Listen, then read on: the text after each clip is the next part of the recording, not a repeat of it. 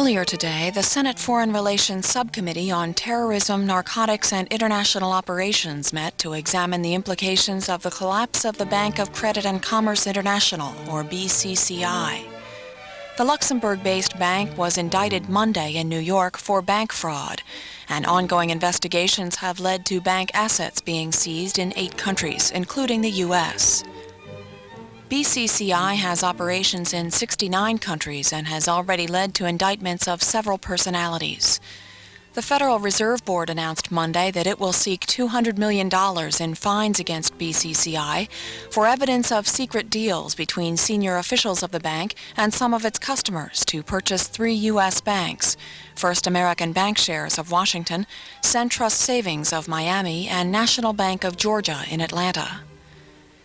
Today's hearing was called by Subcommittee Chairman John Kerry of Massachusetts on evidence that the CIA had knowledge as early as 1986 that BCCI secretly controlled at least 1 U.S. bank and was engaged in fraudulent activity.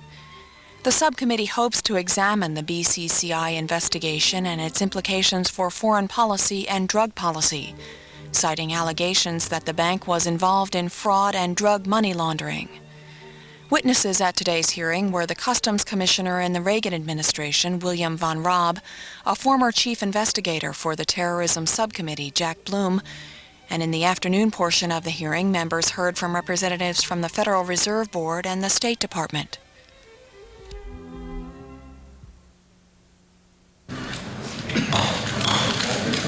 This hearing of the Senate Foreign Relations Subcommittee on Narcotics, Terrorism, and International Operations will come to order. I would like to begin by thanking Senator Pell, the chairman of the full Foreign Relations Committee, for permitting this committee to proceed forward, and not only with this hearing, but with this investigation over the long period of the last few years. I would also like to thank him for the consistent support that he has provided me at moments when I know he felt very strongly that this was not the normal role for this committee, and I respect that opinion very much. What we want to try to do today is begin to tell the story, and I think we're going to begin at the beginning in order to lay out factually precisely what brought us to this point and what it is we know in broad terms. There's a great deal more to be said by a lot of different parties in this, and I caution people to recognize that this is only a beginning, that there's a lot of testimony yet to come before the entire Congress. There are other committees that will be looking at this issue. There are other entities that will be looking at this issue. And it would be a mistake to draw final conclusions of many kinds until all of that testimony has been drawn. And I really think that's very important. Obviously, the nature of a congressional hearing process is such that you can't do it all at once, and you can't even do it in continuum, so that there is much that is not told in one day that does need elucidation in another day. And I think we need to remember that. We're going to start with the big picture, and with a few small pictures that are snapshots of the inside of this extraordinary banking scandal. I'd also like to say that there are those who have wanted to testify who have not yet had a chance to, and I think that's important. This committee or one of the other relevant committees on which I sit will be hearing testimony from a number of different parties, but this committee will be hearing testimony in early September from Mr. Clifford and Mr. Altman. I was in touch with their attorney over the course of the last days, and we have locked in dates in September, and we will announce those dates formally in the near future.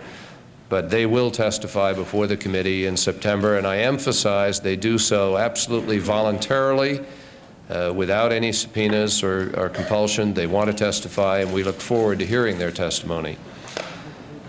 In May of this year, before the Senate Banking Committee, where we held a hearing on BCCI, I shared my belief that I thought this would turn out to be the biggest financial scandal that we had ever seen. The disclosures of recent weeks have suggested that I might even have understated the case.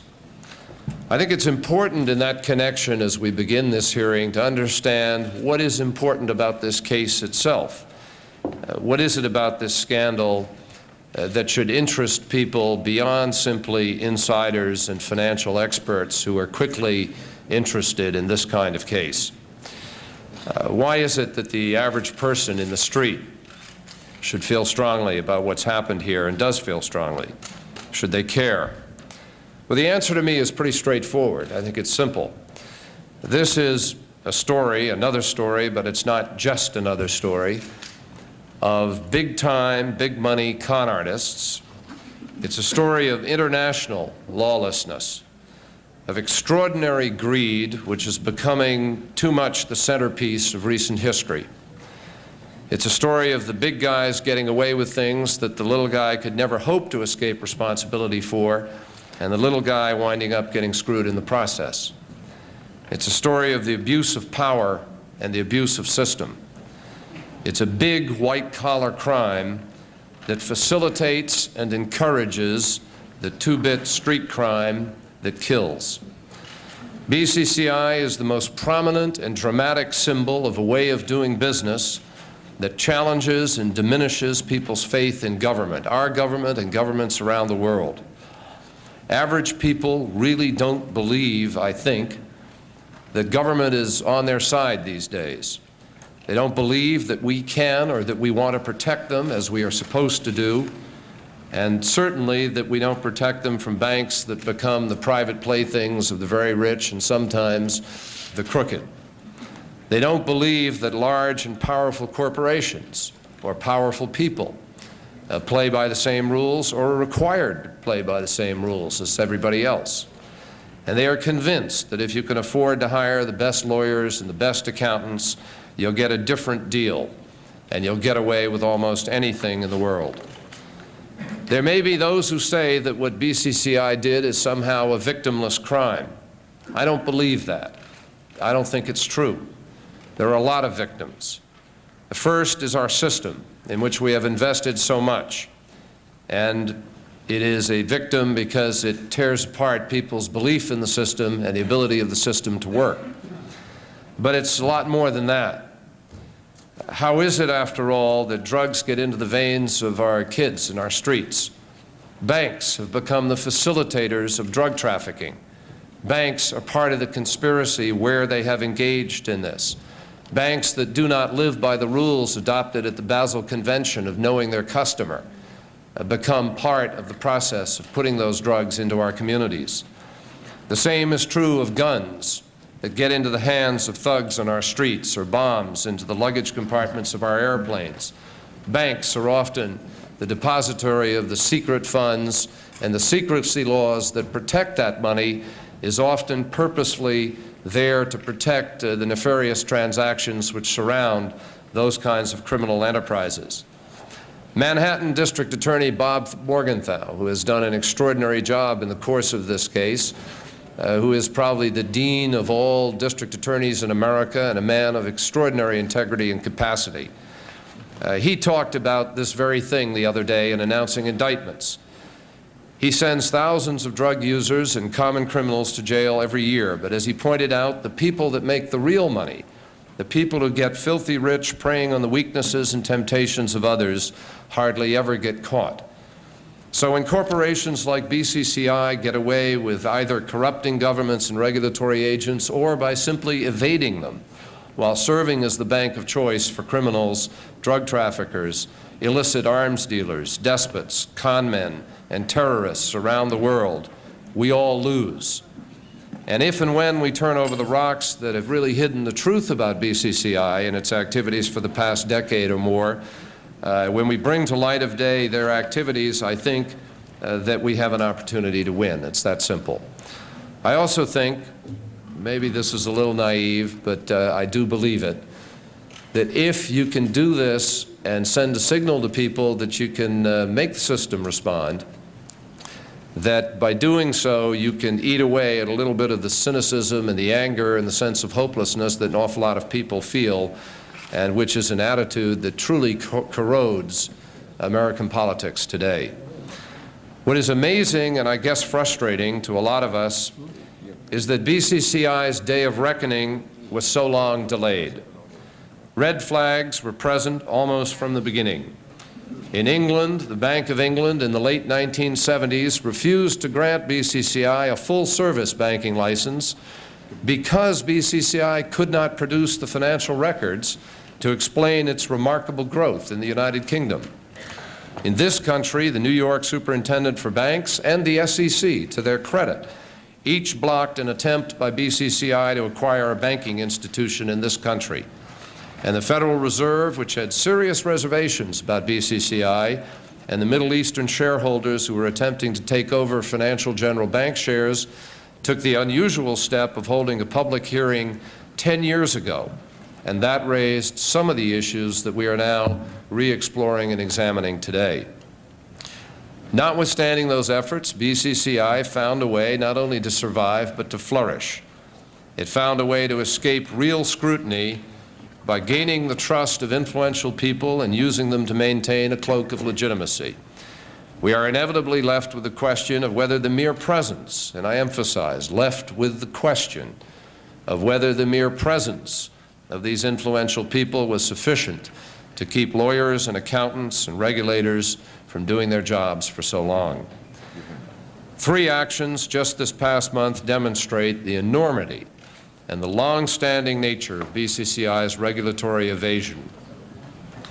The Bank of England submitted to the High Court of Justice Chancery Division a petition to wind it up, affecting it in countries all over this planet. The Federal Reserve levied the largest civil fine in history against BCCI, $200 million. And the Manhattan District Attorney indicted the top managers of the bank. In announcing the indictments, Mr. Morgenthau stated that BCCI operated corruptly for 19 years, that it systematically falsified its records, laundered the money of drug traffickers and other criminals, and that it paid kickbacks and bribes to public officials. He also said that this largest of Ponzi schemes is over, but that we have much to discover about this bank. We do indeed. Mr. Morgenthau is correct. A crime has been discovered, but the story has not been told. So today we begin to tell some of that story. We will hear from witnesses who have knowledge of how this bank operated in foreign countries and how it cultivated world leaders, of how central bank funds were placed on deposit, and whether or not those funds can now be retrieved. We will consider as well whether U.S. agencies could have acted sooner based on information known to them. 2 months ago, I asked the CIA for a memorandum it had given in 1988 to former Customs Commissioner William von Raab, who will testify today, a memorandum about BCCI. That memo was written in 1986. It was described by Commissioner von Raab as discussing in a general way BCCI's corporate criminality. When I asked the CIA in conjunction with our investigation for that memorandum, my staff was told it does not exist. Later, the CIA told us they had located it, but asked, because of its, quote, extremely sensitive nature, that it be held at the Senate Select Committee on Intelligence. It was. I went there and read it, subsequently requested the declassification of one sentence, and that sentence showed that the information regarding BCCI as a criminal entity, that it already owned American banks, and that we knew that in 1982, it showed that that had been disseminated to a number of agencies. I think the entire question about secrecy in government is once again raised by this issue. Too often, too many of us have seen instances where information that people want to keep away from the accountability process is merely classified. There is no rightful reason for it to be classified. There is no matter of national security or urgency contained therein, but it is classified, and thereby we have a secret government kept away from people, which is really part of the constitutional process of this country. I will tell you that in my judgment, there is not one piece of that memorandum that ought to be classified. and I will seek its full declassification, and I hope that we can achieve a process that somehow rectifies the imbalance between legislative and executive branch. Truly, our country is threatened when there is a branch of government that can hide whatever it does merely by putting a stamp on a piece of paper.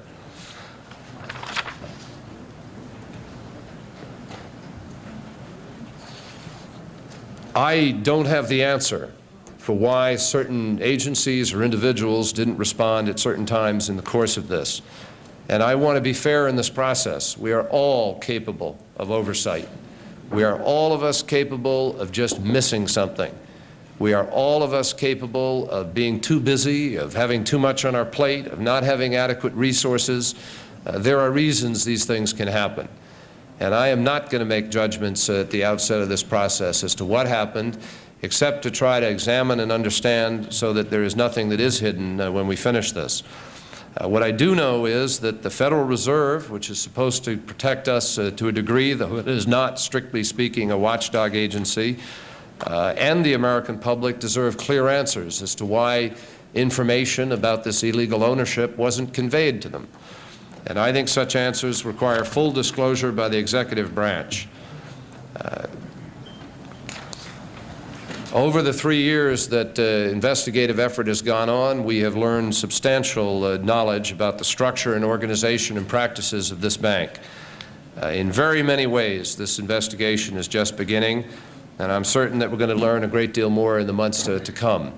I would just take one moment, if I may. I want to thank those who have investigated it thus far, particularly one of our witnesses, Mr. Blum, who will talk shortly, who spent enormous energy and effort on it, and Jonathan Weiner and David McCain of my staff, who have toiled at great length in order to try to pull these facts together over a long period of time.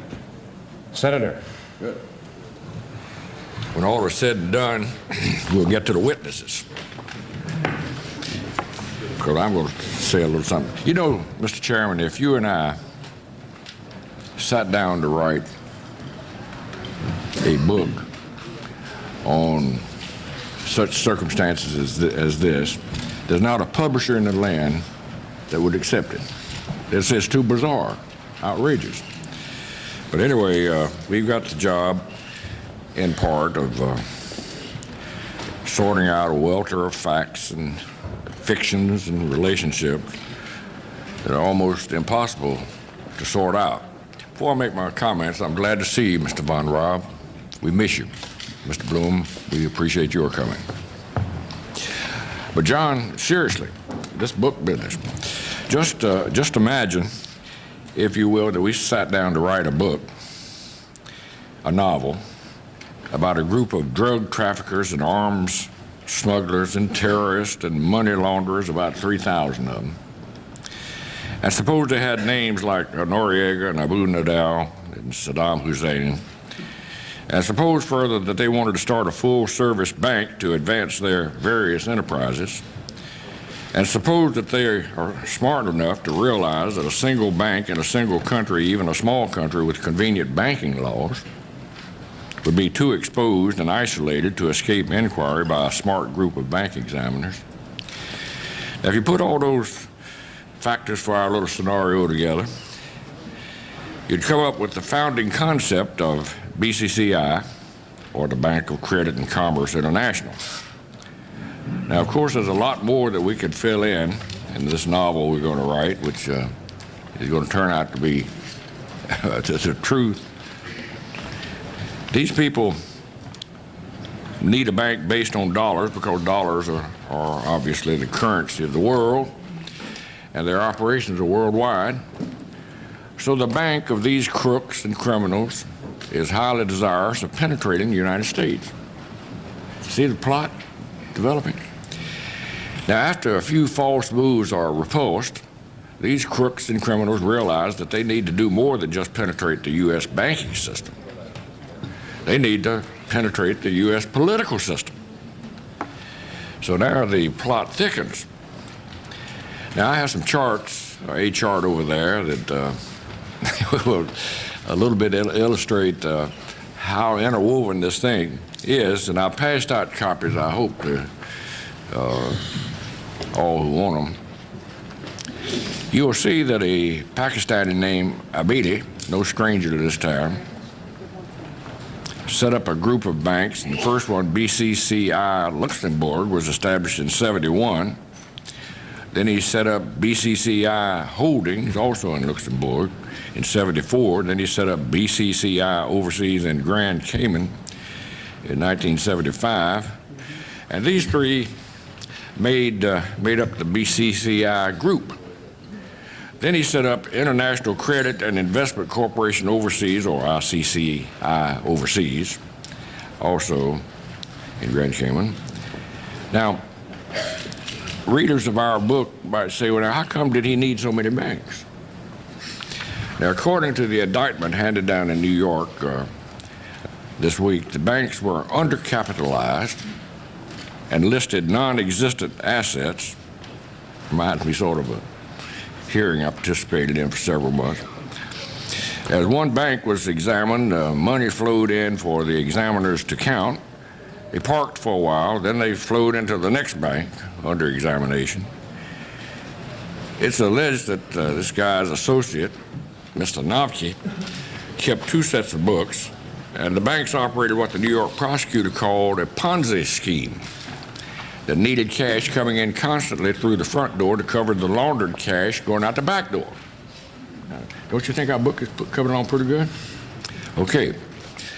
Although $21 billion was taken in from the depositors, many of them, of course, legitimate, the promoters, according to the indictment, skimmed off as much as $5 billion for themselves. Now, to cover themselves, these ersatz bankers needed some front men. On the one hand, according to the indictment, they hired a group of Middle Eastern businessmen to pretend that rich oil sheiks owned the bank and were putting their cash behind it. But that was part of the scam, of course, because the purported owners didn't own the bank, and they allegedly had contracts that held them harmless for personal liability.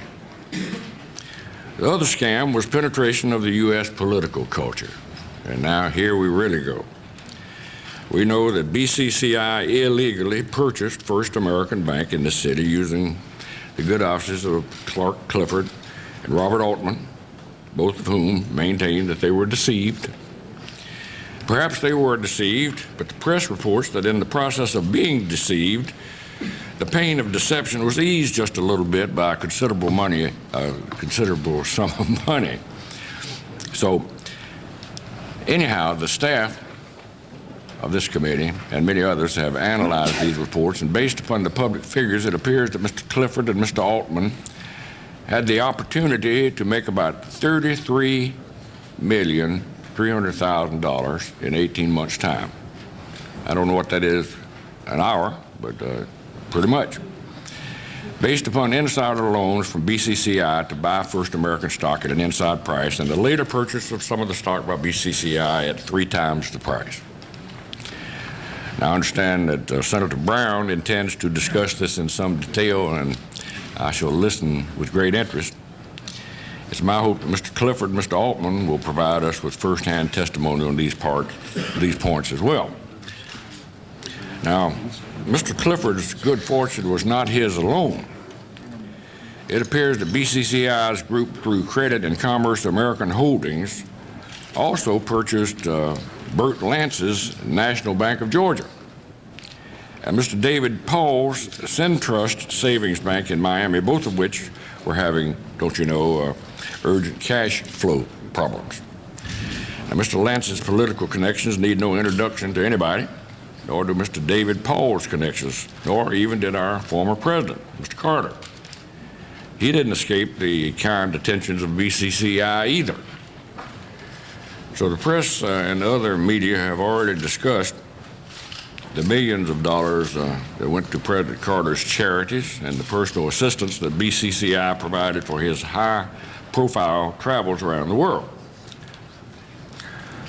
Nevertheless, however embarrassing as these events may be for our friends in the Democratic Party, even more embarrassing to me is the failure of our own administration to take vigorous action against BCCI In 1987, the Justice Department was on notice that BCCI was a nefarious operation when former Customs Director William Von Raab, sitting right before us today, Willie turned up evidence of money laundering in Miami, which resulted in plea bargained judgments against BCCI operatives.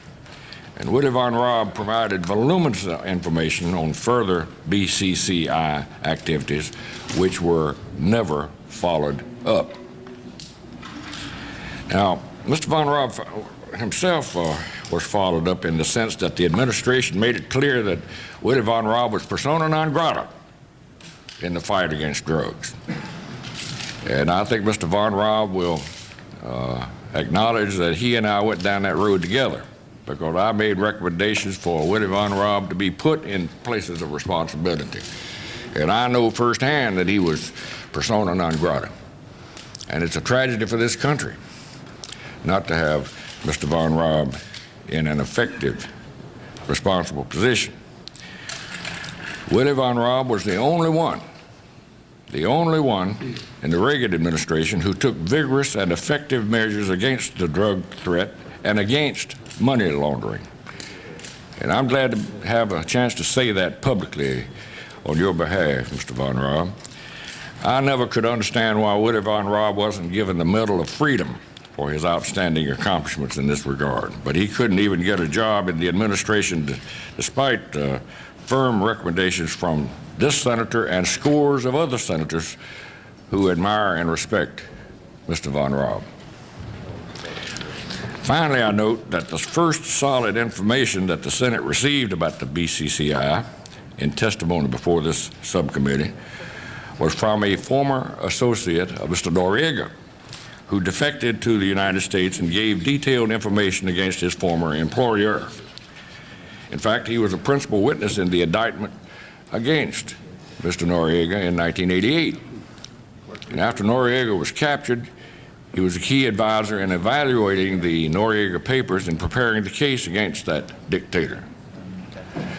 But the administration has never cared for Mr. Blandon. While Noriega was still in power, officials attempted to get Mr. Blandon deported back to Panama. So I'm making this a bipartisan folly. It's not just on one side, it's on both sides. And in recent months, the Justice Department has pursued a merciless vendetta against Mr. Blandon, charging him with stealing U.S. government property, and the property in question consisting of his own notes about Noriega. It's a mystery why the Justice Department is seeking to bring a criminal indictment against the most important witness the prosecution has against Mr. Noriega and against Noriega's involvement in BCCI. Mr. Blandon apparently knows too much about the failure of the Justice Department to act. So I guess, how do they say it in the family? He must be eliminated or something like that. There's plenty of blame to go around in this matter, Mr. Chairman, and let's start the hearings. Thank you very much, Senator Helms. Senator Cranston. Thank you very much, Mr. Chairman.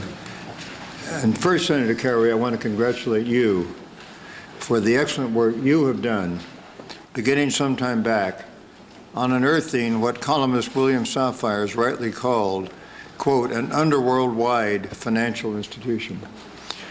You, Senator Kerry, took on this when many others who should have joined you, particularly within the administration, were looking away. Time has proven you right, and the credit is yours for bringing us to this point today. As a way of opening our deliberation today, I'd like to review for a moment just what kind of activities I understand the BCCI has been up to in the last decade and perhaps longer. Top British banking official Robin Lee Pemberton charged that, quote, the culture of the bank is criminal, unquote. According to the London Economist, quote, BCCI is uniquely baffling and unusually corrupt, unquote. Investigators say there is evidence of fund transfers between BCCI and the Atlanta branch of the Banca Nazionale del Lavoro, the bank involved in the Iraq loan scandal. This week, as we all know, District Attorney Robert Morgenthau charged that BCCI has paid paid up to $3 million in bribes to senior officials of the Peruvian Central Bank in 1986 and 1987 in order to capture hundreds of millions of dollars in deposits. The bank was used by Panama's drug-running dictator Manuel Noriega. It was used by Saddam Hussein. It was used by Haiti's Duvaliers, by Ferdinand Marcos and his well-heeled wife Imelda, and by the South American drug cartels. BCCI has also been linked to Pakistan's renegade nuclear weapons program, a project reportedly carried out with the help of Libya's Gaddafi and Argentina's dirty war generals, last seen training the Reagan administration's Nicaraguan freedom fighters. This connection with nuclear weapons is perhaps the most deadly dangerous activity of BCCI. BCCI is also at the center of a complex affair concerning allegations of illegal shipments of American-made arms to Guatemala's vicious military. This last item may very well have been the cause of a very special tragedy. This week, a British journalist, Anson Ng, was found shot to death in his Guatemala City apartment. Guatemalan authorities are claiming the murder was the work of common criminals.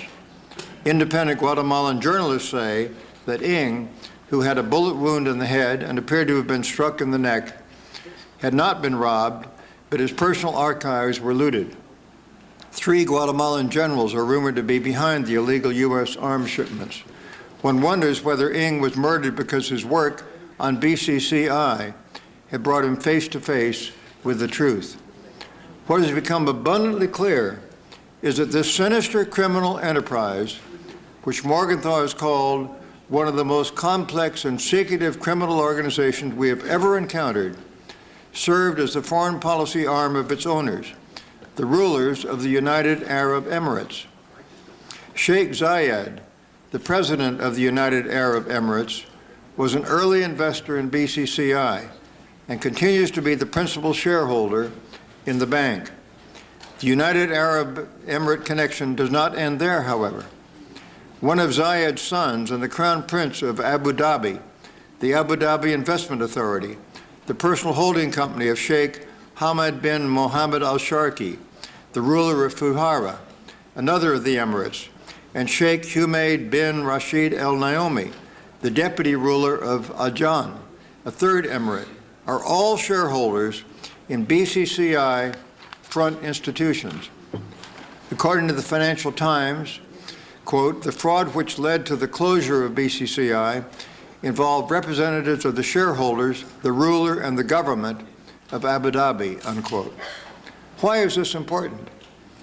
Beyond the distress caused to BCCI depositors, tens of thousands of whom are individuals and small businesses from the third world, beyond the lessons BCCI offers to the international banking community, and beyond the damage done to society's fabric when such criminality is carried out on such a scale, there is a further consideration.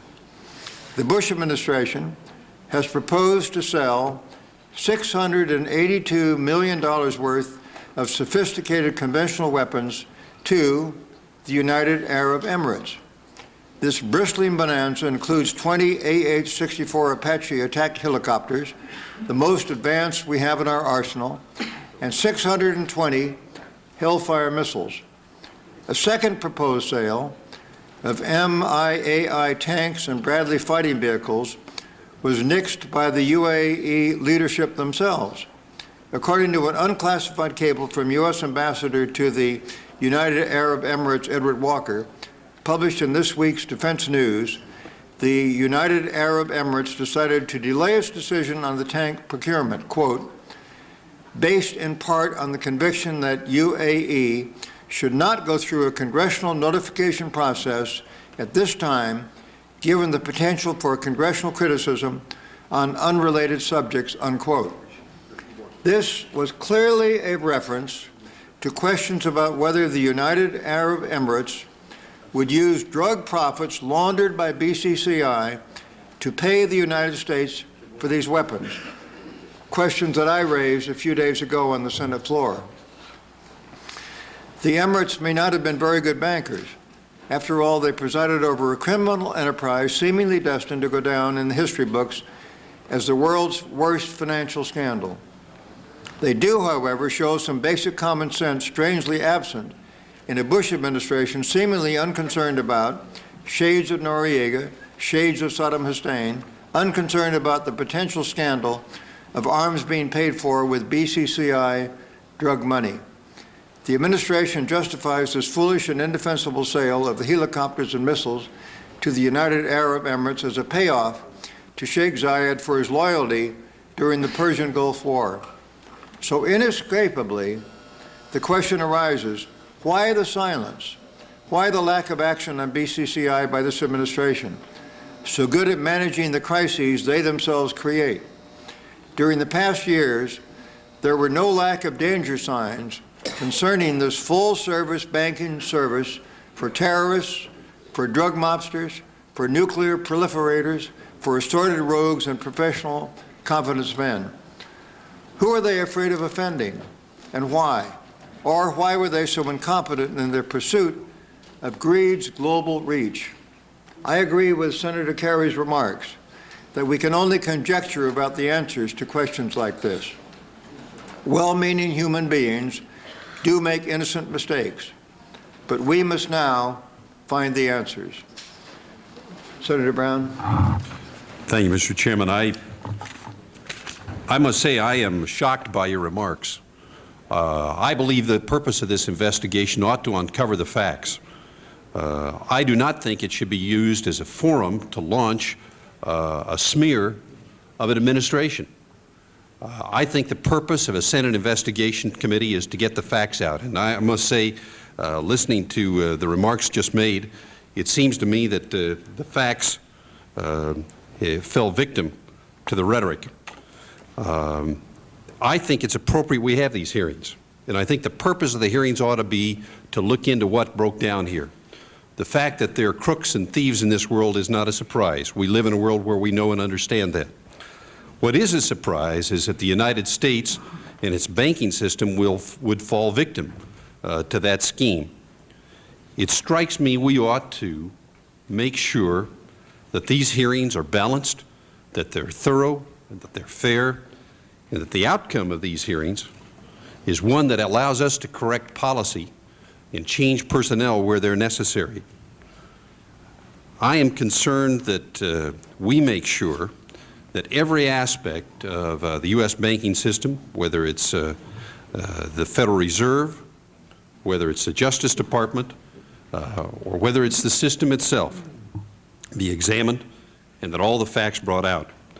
I note that the Clifford Altman stock deal in 18 months saw the stock triple in value. At the same time, the same people were receiving both fees as attorneys and payment as bank officers. It seems to me that this is an area that we need to follow up on, as well as the entire BCCI area. But, Mr. Chairman, I would close with this thought. If we're to do our responsibility, it must be one done in a bipartisan manner, not designed to gain political advantage, but to serve our constituents that I think have a far more important interest here, and that is to make sure the system works properly. Let me respond by saying that, yes, of course, we have to find who is responsible. We have to find what policies and regulatory practices have failed and why, and what to do about them. And I agree with Senator Helms that this is a bipartisan failing in some respects. Yet at the same time, we have had Republican administrations in charge of the executive branch that basically is responsible for regulation and for these matters for a good many years at the present, in the recent past. My purpose primarily is to focus on the dire dangers of permitting nuclear proliferation to occur with crooks of the sort that have been involved in BCCI involved in it.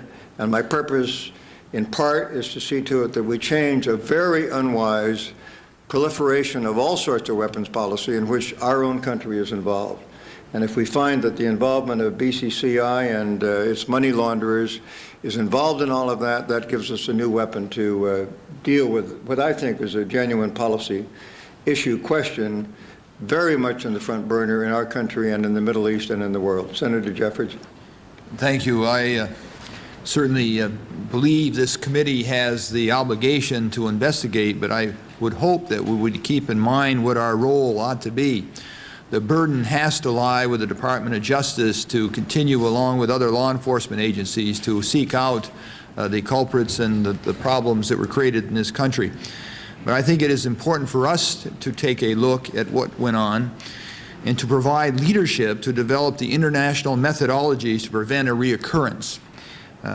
The increasing problem we're having with international corporations who can move and operate effectively around the world without any effective regulation is the real problem which this committee should end up dealing with.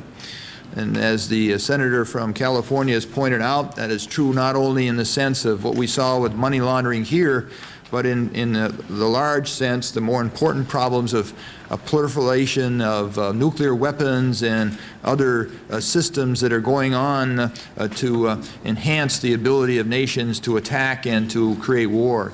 So I would hope that our ultimate goal would be to work towards a system, an international system, that will effectively regulate so that these matters can be brought under control without the necessity of the kind of intervention of the law enforcement agencies that's being required in this situation. I thank the chairman.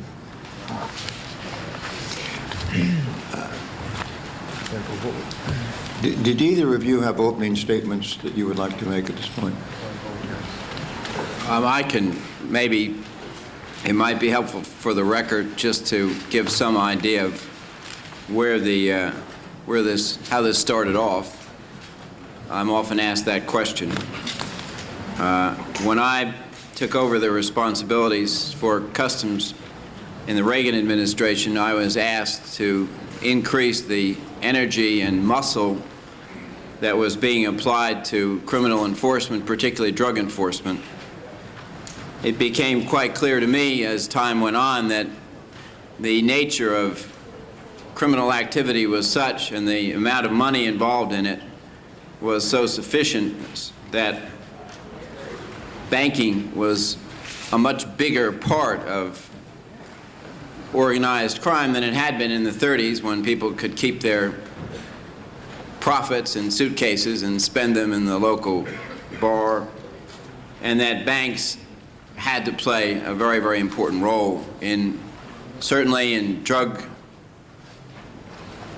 crime, and as well as even smuggling arms out of the United States. So the Customs Service undertook an effort to try to examine some of the illegal banking activities under the money laundering laws for which it was responsible at the time. It was then called the Bank Secrecy Act, and it was subsequently improved and strengthened by the Congress. And as part of this exercise, the Customs Service would set up stings around the country in which it would actually go undercover and offer to launder money for drug traffickers. And in one of these stings, the Customs Service was using BCCI in Tampa. Can I just interrupt you for 1 second? I apologize for doing that, but because of the vote, I thought that Senator Brown would be going a little longer and I get back here. We do want to put all witnesses who appear here under oath. I think we knew that. So I would like to just swear you, if I can, both of you, before we go on, so that all testimony here is... Swear me retrospectively as well as prospectively. We'll presume you didn't get far enough on anything complicated enough, and I'd just ask you both to rise if you would. And would you raise your right hand? Do you swear to tell the truth, the whole truth, and nothing but the truth, so help you God? I do. Thank you. All right. I appreciate that. So the customs agents began to use BCCI, among other banks, as a place to facilitate the laundering of their funds, and the BCCI local managers recognized what the undercover agents were doing, although they didn't recognize them for federal agents. And they basically offered to assist them and to provide them with even better schemes and more facilities. And it became clear after a short time that BCCI, certainly as a matter of local policy, was aiding, abetting, conspiring with, and actively participating in money laundering. As the investigation proceeded, it became clear to the customs agents, now we're talking late '87, that BCCI itself apparently had a corporate policy of involving itself in any kind of activity. It didn't matter whether it was criminal or not. As a result, the Customs Service began a broader-ranging investigation of BCCI, largely centered out of its Tampa office. At that point, when you became aware of this corporate policy, that was as a consequence of what? Undercover? That was as a consequence of our undercover agents talking to individuals who worked for BCCI and who were encouraging our customs officers, once again not known as customs officers, to introduce them directly to drug traffickers. Was Customs alone in that investigation at that time? No, the IRS would have been involved in that because it was typically any drug money laundering operation was typically carried out by a joint team of customs officers and IRS officers. Although in this case, the investigation was conducted by the Customs Special Agent in charge, who was Bonnie Tischler at that time in Tampa. Were the findings with respect to this corporate policy and money laundering memorialized? They certainly would have been written down in the customs agents' daily and weekly reports. They were never memorialized in a particular report to me that I can remember, although that information was passed up to me in conversations that I would have had with the individuals responsible for the Did you disseminate that information? That information would, as a matter of regular practice, have been passed over to the Treasury Department because they had a liaison officer in the Customs headquarters who, on a daily basis, was made aware of all that headquarters knew in Customs, and then he or she was expected, and by both Treasury and Customs, to relay what information was felt was important. This is in 1987. This would have been late '87. I mean, it's any investigation like that necessarily begins at a very local level, and it's only as its significance becomes more apparent to the local people that they start to pass more information up top. But certainly by the time we were in 1988, I was aware that this was a very, very significant operation, and that BCCI was a very unusual and probably a highly criminally oriented organization. It was at this point that I felt that we should, if you will, internationalize our effort, and we then put together an operation which we called Operation Sea Chase for cash or currency. And I spoke to my counterparts at British Customs and at French Customs and told them that we had a very, very important case and that I believed it was important for international law enforcement that we craft an international money laundering team, almost sort of like Interpol, that would specialize in money laundering, as a result of which we then put together an investigative unit consisting of several British customs agents, several French customs agents, and a larger number of U.S. customs agents and Internal Revenue Service agents. This team worked on this in all three countries, although the effort was obviously centralized in Tampa. And it proceeded, and we developed a case which ultimately resulted in a series of arrests that took place in Tampa, in London, and in Paris. I think it was in October of 1988, fairly well covered by the news at the time because not only was it an important international financial institution, but there were also a number of other characteristics surrounding it. There was a phony wedding and other things, which basically resulted in absolutely complete national news coverage of this particular matter. From that point on, this was when, Mr. That was, my guess is it was the end of '88, October '88, something like that. When you say other things, what other kinds of things? Well, there was a famous marriage that never took place. One of the ways that we persuaded some of the bad guys to come to the United States was to pretend to have the two customs agents who had masqueraded as boyfriend and girlfriend planned to get married. And so all the bankers and all the drug traffickers planned to come to Tampa to go to this wedding.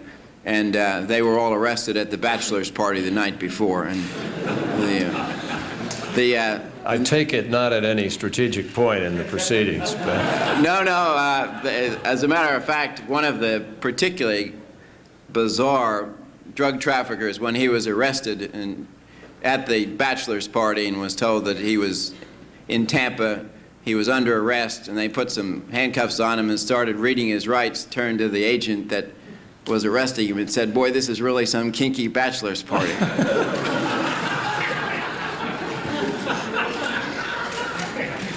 But I'm afraid that was the end of the party, and he went right off to jail.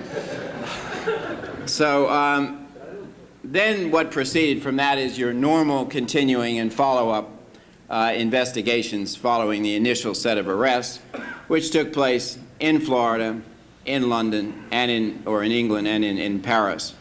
And this proceeded through 1988. More and more information was developed, and it was carried out under the auspices of the U.S. Attorney in Tampa, whose name was Gensman.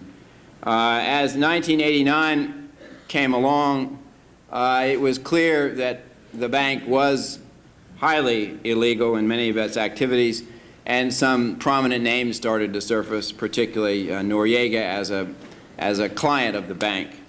At this point, there was a number of documents that had been produced or seized by British Customs, which everyone felt would be very, very significant. Those documents were subject to any number of lawsuits as to whether the U.S. government would get its hands on them. At about this point in time, the Treasury Department decided that I should be removed from the BCCI case, and so I was cut off from any information that was... What date was that? I don't really remember exactly what it was, but it was somewhere, I would say, April of 1989. I'm not certain when it was. And I only... At what point did Justice become involved with Mr. Justice would have become involved certainly before the arrest took place in Tampa. So Justice certainly was involved way back in 1988. And their involvement, of course, is a technical question. I'm sure the agents in Tampa had told Justice about the case before Justice formally accepted the case as a federal prosecution. But they certainly were deeply involved well into the early part of 1988. In any case, the other surrounding activity that is of some interest is the Customs Service did make some effort during the early part of 1989 somehow to involve other banking governmental units, and we held one or two meetings on a low level to try to inspire the Comptroller's office and some of the other sort of Treasury-oriented banking organizations, maybe to set up in some cohesive unit to deal not only with the BCCI effort, but also subsequently to establish a unit within the Treasury Department that we felt would be useful to deal with this kind of international money-driven, in terms of money laundering, crime. Is this still 1989? We're still 1989. And I say, just parenthetically, that the Treasury Department actually, on the day following my resignation, announced the establishment of the Customs-designed center, which they called FinCEN, which I would have assumed would have played a large role in the further examination of BCCI. And I think it's up to this committee to find out what exactly FinCEN did, but it was Treasury's special coordinating unit for dealing with international criminal banking activity. To bring the story to a close, I was cut out of the BCCI investigation, as I said, mid-1989. And then the story really comes from the newspapers as to the fact that there was subsequently a plea bargain with the BCCI. I was annoyed at the time of the arrest in Tampa that there were not more significant indictments brought against higher-level BCCI officers and more significant charges brought against BCCI as a corporation. At the time, and it sounded reasonable to me, the Justice Department felt that the evidence that had been collected up to that point was not sufficient to indict on the basis that we wanted to the BCCI itself, and they didn't feel that our evidence was sufficient to drag in some of the more senior officials. I had always hoped at that point that that would happen subsequently. It certainly was the desire of the customs agents that that happen. Did you note any frustration from the customs agents with respect to this investigation? The frustration really came more, at least from what I saw, in 1989. They were quite excited about the fact that they got some arrests and were starting off in 1988. So there was an initial flush of great enthusiasm because we really had stumbled onto what we thought was certainly it was, in my opinion, the most significant case that Customs had ever worked on in my administration, and I was there for 8 years. In any case, I left the government at the end of July 1989, and I can only say that I was very disappointed in the fact that the plea agreement that was made with BCCI was not what I think it should have been, and that was tough and holding them up as a bad example to the rest of the banking community. So, but at that point, I was not in a position to be arguing with justice since I was out in the private sector. So that's briefly a rundown of how the government finally got into the BCCI issue and how it dealt with it, at least during my term. And of course, I will answer any more specific questions that you or your colleagues have. Before we proceed to Mr. Blum, let me ask Senator Kassenbaum, who has not had a chance to have an opening, if she has any. Thank you. I'll wait. Mr. Feinroth, what I'd like to do is come back to questions. I'd like Mr. Blum to draw a larger picture here, and then we'll come back and have questions. Mr. Blum, would you identify yourself for the record? And I'm Jack Blum. I'm a lawyer in pull Washington. the mic a little bit closer. My name is Jack Blum. I'm an attorney in private practice in Washington with the firm of Lobel, Novans, Lamont, and Flug. I did work for this committee over a period of years, first from 1972 to 76, doing a number of investigations under Senator Church, and then at your request came back. Just give us a little background. What investigations? The most important were ITT in Chile. We did an investigation of international banking, which included iOS and Robert Vesco. We did probably the most important of all was Lockheed Aircraft's overseas payments, the investigation that created a furor in Japan. After that, I went into private practice and was in private practice for 10 years. My first encounter with BCCI came during that period in private practice when I was working with a private client who wanted to do a business deal with an affiliate of the bank.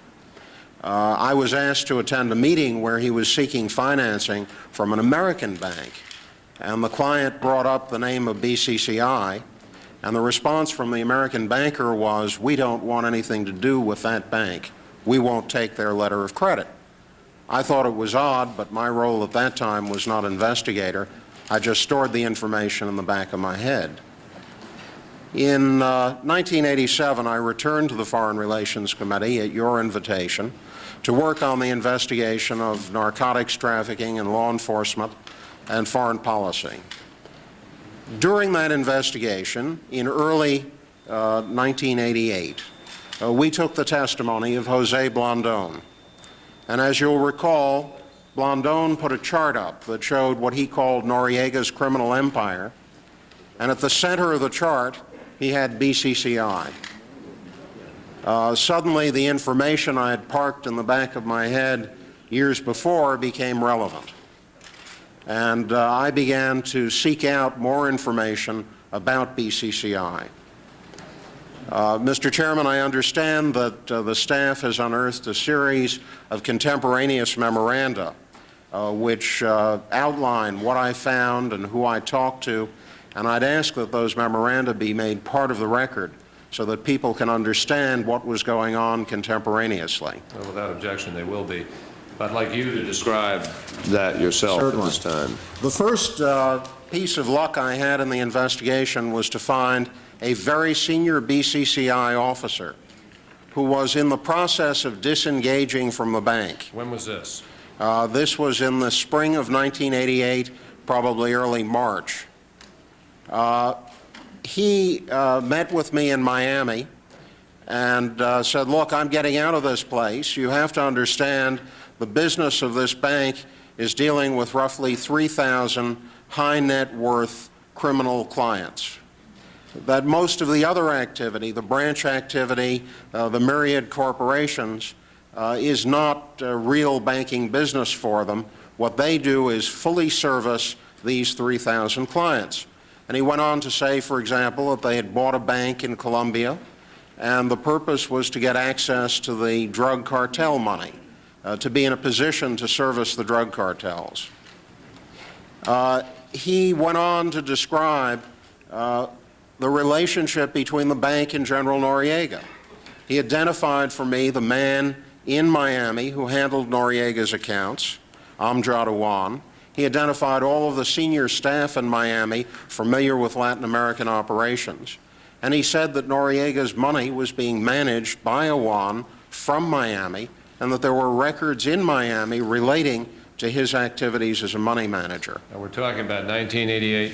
We're talking about Summer. 1988, spring of 1988, while we were then holding hearings on Noriega and money laundering. You committed that to writing at that time? Yes, and there's a memorandum, and the memorandum reflects roughly what he said. Okay, well, then let me know. Keep going with what you discovered. Yeah. We then, I came back to the committee and requested that the committee authorize the issuance of subpoenas against the bank and against the named individuals for records relating to Noriega and other matters.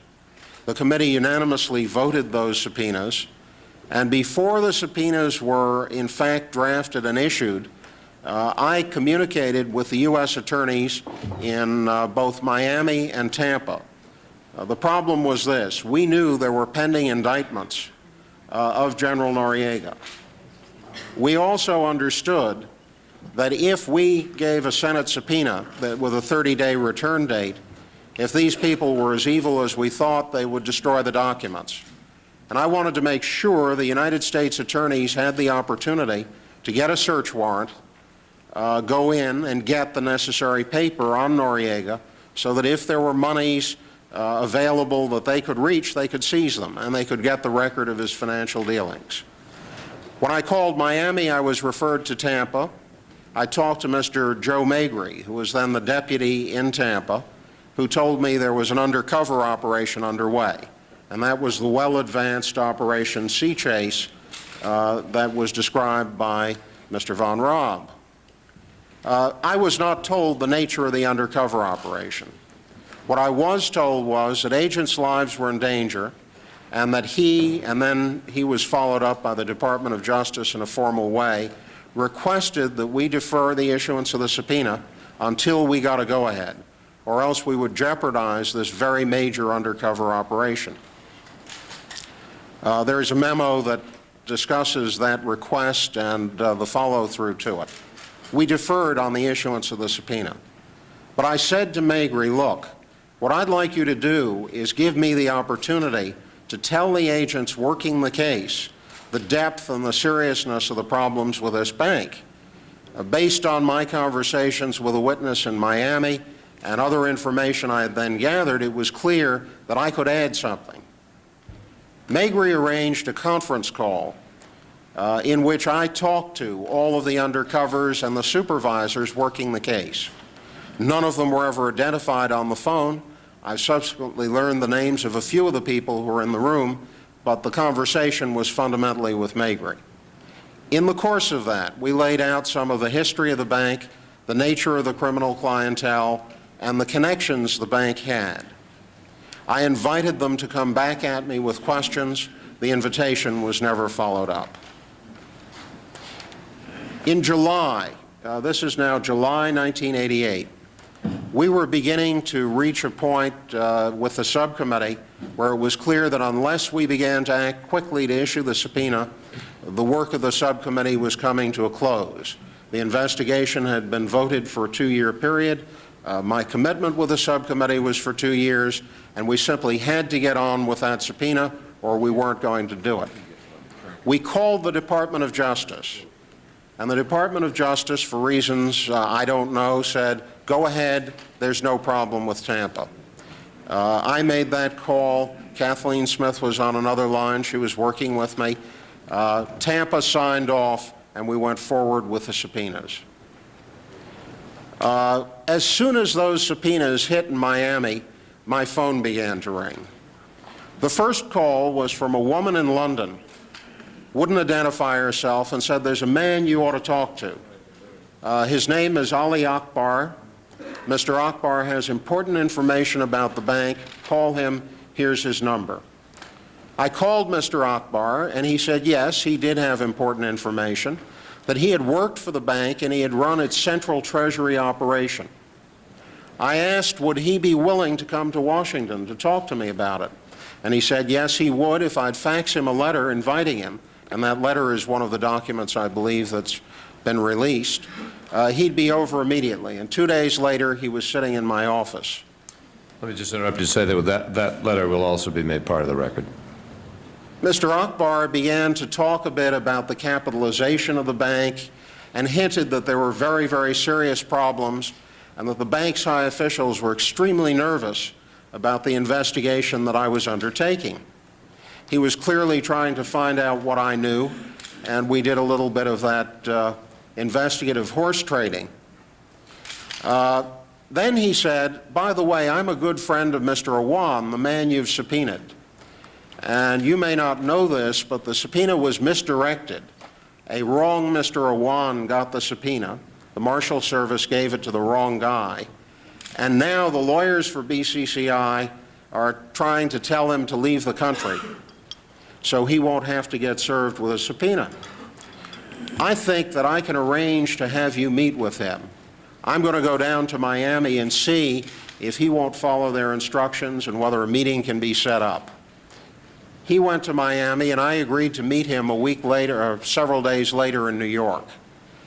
And I met him, and we had lunch at the Intercontinental Hotel. I'm delighted to say that I paid for lunch. And I later found out that that was a $30 million lunch because, according to reports that have recently been released, Mr. Akbar was paid roughly $30 million not to deliver to the committee computer diskettes which would have laid out in detail the fraud at the heart of the bank. Mr. Akbar arranged the meeting with Awan, and another week later, Mr. Awan came to my home in Annapolis. At that time, another very interesting thing happened. I have some very close friends in law enforcement here in Washington who called me, and they told me that they were close friends of undercovers working in the operation in Tampa, and they wanted to pass a warning to me that I shouldn't allow Mr. Awan near my home. And I said, why is that? And they said, these people are murderers, drug dealers, they're actually dealing in the narcotics, and you're taking a great risk. I had talked to him on the phone. He certainly seemed pleasant enough, and I thought under the circumstances the risk was worth it. We met and talked for probably 8 hours at my home. There's a lengthy memo that goes into some of what he said. He was clearly playing games. He gave me some information, but not all. And in that conversation, it became clear that this bank was a major criminal enterprise with many, many problems. He arranged, I told him that I wanted him represented by counsel. I gave him a list of lawyers. I said, Can you just share with the committee, perhaps at that point, when you say with many, many problems, major criminal enterprise, give us a sense then of what you knew about this bank. I mean, what was motivating you then? What kind of knowledge did you have that said this is worth taking risks, this is worth pursuing, why should we care about it? Well, first we had the information that it was Noriega's bank, which was in itself pretty significant. But then he goes on to say, look, this bank is tangled up in a wide range of other activities, and it's dealing with criminals all over the world. that it's not just here, it's in many other places, that they're handling drug money. But on top of that, he went on and talked about the ownership of First American Bank. He talked about meetings that were held in Europe where First American Bank was described as part of the BCCI empire. He discussed the relationships between BCCI and various governments. And all of this led me to believe it was very major business. From there, we made arrangements for him to get private counsel and proceeded to take his deposition, I believe, in very early October. And that deposition was released publicly the day after the takedown in Operation Sea Chase. What date would that have been? That probably would have been early October. I don't have a precise date. It would have been around October 6th or 8th, something 1988. like that. 1988. Okay. This was just prior to the committee really closing down because of the coming election. Again, there's a contemporaneous memo of the events surrounding the release of the information. By then, I was also getting calls, back-channel calls and helpful calls from former employees of the Washington office of BCCI. And here, remember, we had a subpoena out with a return date.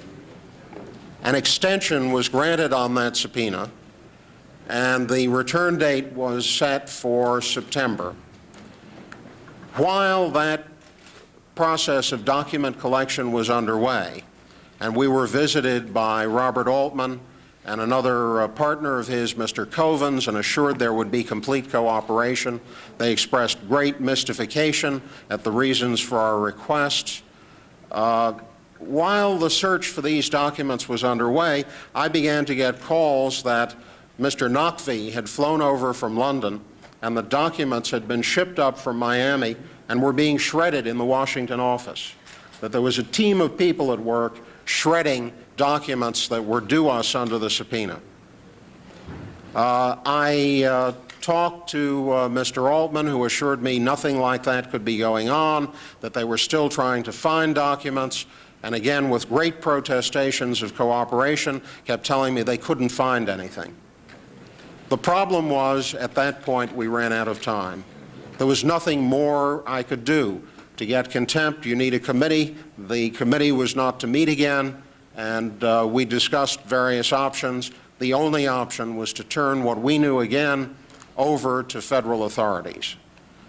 Again, pursuant to your request, I contacted the authorities in October after the takedown to say we had more information. Did they want it? They say they'd be back in touch. And there was no further contact at that point. They never followed up to get the further information we had. We then began the process of wrapping up the investigation, as you will recall, and that included writing a report, cleaning up all kinds of things, boxing the documents, and getting them to archives. In the last week of March of 1989, while I was in the process of cleaning out my desk, literally, I received a telephone call from a former client of mine who said, I was just talking to this guy who was very highly placed at BCCI, and he brought your name up. And he said that your investigation almost brought the house down there, and that there was a full court press to make sure that it didn't get anywhere. And I said, would this guy talk to me? I arranged then with Customs and IRS to have a hotel room wired in Miami to meet this guy to find out what he had to say and why this was going on. Customs and IRS wired the room. It was in the Embassy Suites Hotel near the Miami airport. There were many sort of funny scenes. One of them when the agents discovered that Embassy Suites uses cinder block between rooms, and you can't drill through cinder block to run a wire through the wall. So they had to figure out how to get the wire through the wall. But we then debriefed this guy for 3 days, 3.5 days. And in the course of that debriefing, he laid out in exquisite detail the false capitalization of the bank, the question of straw men holding stock, loans to the straw men to pay for the stock, but the loans would never be collected, the use of the bank to purchase First American, National Bank of Georgia, Independence Federal in Encino, California. He went through the litany of things you're now reading about. Perhaps not to the final level of the so-called black unit in the bank, but he was extraordinarily knowledgeable. I have never identified him. The Customs Service and the IRS have kept his name secret. He genuinely fears for his life. But in any event, this man's tapes were then in the hands of Customs and IRS. At the end of the 3-day period, I said to him, look, let me just interrupt you.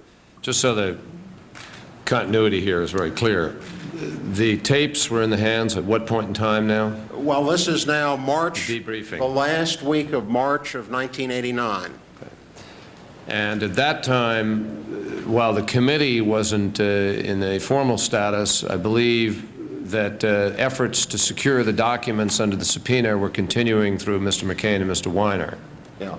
And further, you'll find in the documents that are made part of the record, I communicated to you the materials I'd heard about this fellow, right, along with certain other memoranda, which I believe, to protect him, are still being kept confidential. I don't believe they're part of the package, but you have and had at the time those memoranda. Correct. We then proceeded to have a conversation, this fellow in the hotel room and I said, look, you're in a very serious jam. You were very close to extraordinarily illegal activities. I think you should become a cooperating government witness. And after working on him for about 2 hours, and all of this is on tape, I persuaded him to go to Tampa with me. Customs and IRS accompanied us on the plane.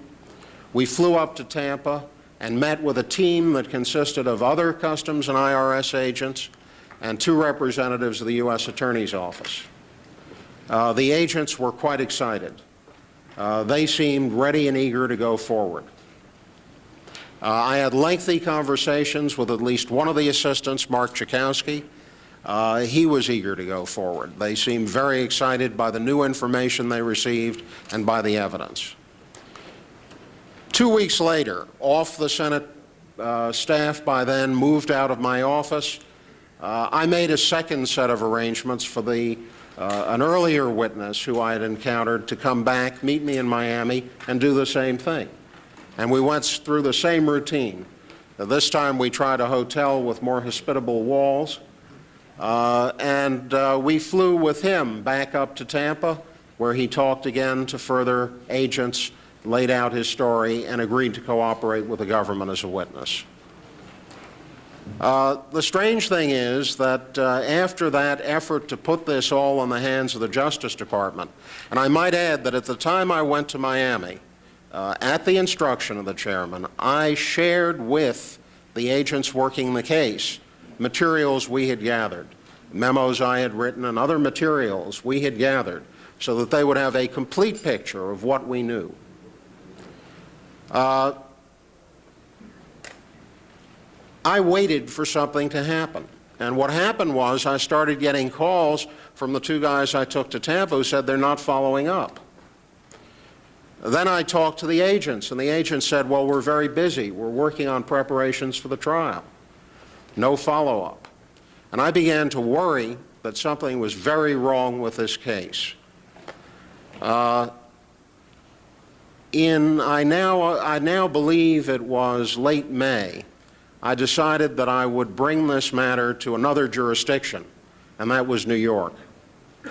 Our federal system mercifully allows for parallel activity. If the state government fails, the federal government's there. and vice versa. Can I ask what you thought was wrong in that jurisdiction? Why did you think it necessary to change? I thought that if this evidence was before them and they had so few agents that they couldn't follow up on this, and the other problem was, Senator, they had seized so many documents from that bank. The agents told me they paid $30,000 to make one Xerox copy of the documents. When I got to Miami and met the team, they had 1.5 IRS agents on the case, period, full stop. They had no one reading the documents, and they were not following up in any way I could understand. And I believe that with that level of effort, they were never going to get to the evidence that I brought them. And I thought this was really significant. So I went up to New York and I talked to Bob Morgenthau and essentially told him what I knew. On the basis of the same evidence, essentially, and he ultimately communicated with the same witnesses, he produced the indictment that you read about the other day. Just interrupt you. We'd already previously had Bob Morgenthau into the committee to testify regarding the New York link, had we not? We had talked to him. We had had him here as a witness on the issue of money laundering prior to that time. That's correct. Did he discuss with you? Morgenthau really did the investigation. He finished out the piece that I couldn't. He found the additional witnesses and using a grand jury was able to seriously subpoena documents in a way that was not possible from where I sat. I then continued to be interested in this essentially as a private citizen. And there are several additional pieces of information because of my involvement, I became a magnet for people who were interested in the problem, and I got to meet even more people who were associated with the bank and become involved in more of the bank's problems. As a footnote, Mr. Von Raab tells you about the flap that occurred when certain documents from British Customs became public in the United States. Well, I was in the summer of 1989, July 89, my wife and I were on our way to Europe for a month's vacation. And we were literally, the cab was in the driveway, the bags were about to be loaded, and the phone rang. Customs Internal Affairs. We have to talk to you. It's absolutely urgent. I said, nothing I can do. The plane's leaving. We're on the way to the airport. If we don't make this flight, my marriage is finished. They said, we'll meet you at the airport. And sure enough, 2 Customs Internal Affairs agents came to the airport. And they didn't want to know about what was going on in Tampa or who didn't follow up or why. They wanted to know, what did I know about how NBC got these documents that I had never seen? And they were so anxious to find it out, they held the plane for half an hour. And of course, my fellow passengers must have wondered who I was, with Customs holding the flight to talk to me while they're waiting for the takeoff. I was surprised at the vigor they pursued the leak and the lack of vigor they used in the rest of the investigation. There were additional pieces that began to come clear, and they came clear because the witnesses continued to talk to me, and I met yet other witnesses. The people who talked to me talked about a variety of issues that have not yet been surfaced, and I'd like to tick off a few of them because it may give you some idea of the directions in which this investigation may go. First, on the banking issue. Just before you get to that, so that we're clear in the continuum here, during the period of early 1989 when you were that was the period when the report that the subcommittee put out was being completed, is that correct? That's correct. And then subsequent to that, after the committee report came out, when you were no longer formally assigned to the committee or part of the committee, you continued, however, I believe, to discuss matters with staff on the committee. I continued to talk to David McCain and Jonathan. Yes. And during that period, the committee, I believe, continued to try to get its subpoena enforced, but was very frustrated by the inability to get the documents, which eventually Bob Morgenthau was able to get a hold of. I think the frustration about getting documents from people who say they're cooperating fully was pretty enormous. There would be, even in the period of early fall of '88, they would protest, yes, we're cooperating fully, and then documents we knew existed never materialized. So that was a terribly frustrating piece of business. What were these matters that you suggested you've been learning about since that the inquiry might focus? I should double back and mention one other thing. When the plea agreement was entered into by the Department of Justice in January '90, I was personally infuriated. I had taken what I considered to be considerable risk and gone to, I thought, great length to put serious evidence in front of the Department of Justice. The agents knew, the assistants well knew that there was more to this case. And that plea agreement said, in relevant part, that the bank would not be prosecuted for matters then known to the U.S. Attorney for the Middle District of Florida. The problem was that everything on those tapes I also, in that period of time, heard all kinds of rumors and reports about myself. And that's a kind of awkward business to hear. For example, I was told that lawyers for BCCI around the time of the plea agreement walked into one senator's office, asked him to do a floor statement saying it was a great agreement. And when he said, but wasn't there some problem at Foreign Relations? Wasn't there an investigator who worked on it? I was told that they said, oh, he was fired. He was running off on his own and doing things that nobody wanted done, and you shouldn't pay any attention to that. I tried to track that down. I brought that to the attention of Senator Kerry. We didn't have a real way to get a handle on it. But it was very distressing because there were an army of people working Washington on all sides trying to say this bank was a wonderful bank, the people involved in it were honest, good, and true people, and that anybody who said they were the criminals that I was making them out to be had to be crazy. I think the record today speaks for itself on that subject. I think the record is also clear. Yes? This question to the chairman and to you. Did you make a matter of record at the time the identity of the lawyer and the senator? And I would be happy to share that in closed session. I have subsequently attempted to contact the lawyer. He denies it. I don't want to go into it in public session at the moment. Well, I don't care whether he's trying to embarrass anybody or not. Well, I don't have enough to be sure that the anecdote is absolutely accurate, and I don't want to embarrass those people. I'd be happy to tell you about it in closed session and allow you to follow up. But I think there ought to be an opportunity for the people involved to describe what happened. I think we should, Mr. Chairman. Thank you. Go ahead. The areas that I think are going to open up that are still totally unexplained are this business was a factory, this bank was a factory for the creation of falsified letters of credit. In the last number of weeks, I've had the opportunity to go to Miami and review files, some public files, in the so-called Bilbesi coffee case. Those files indicate that BCCI had a very strange letter of credit business.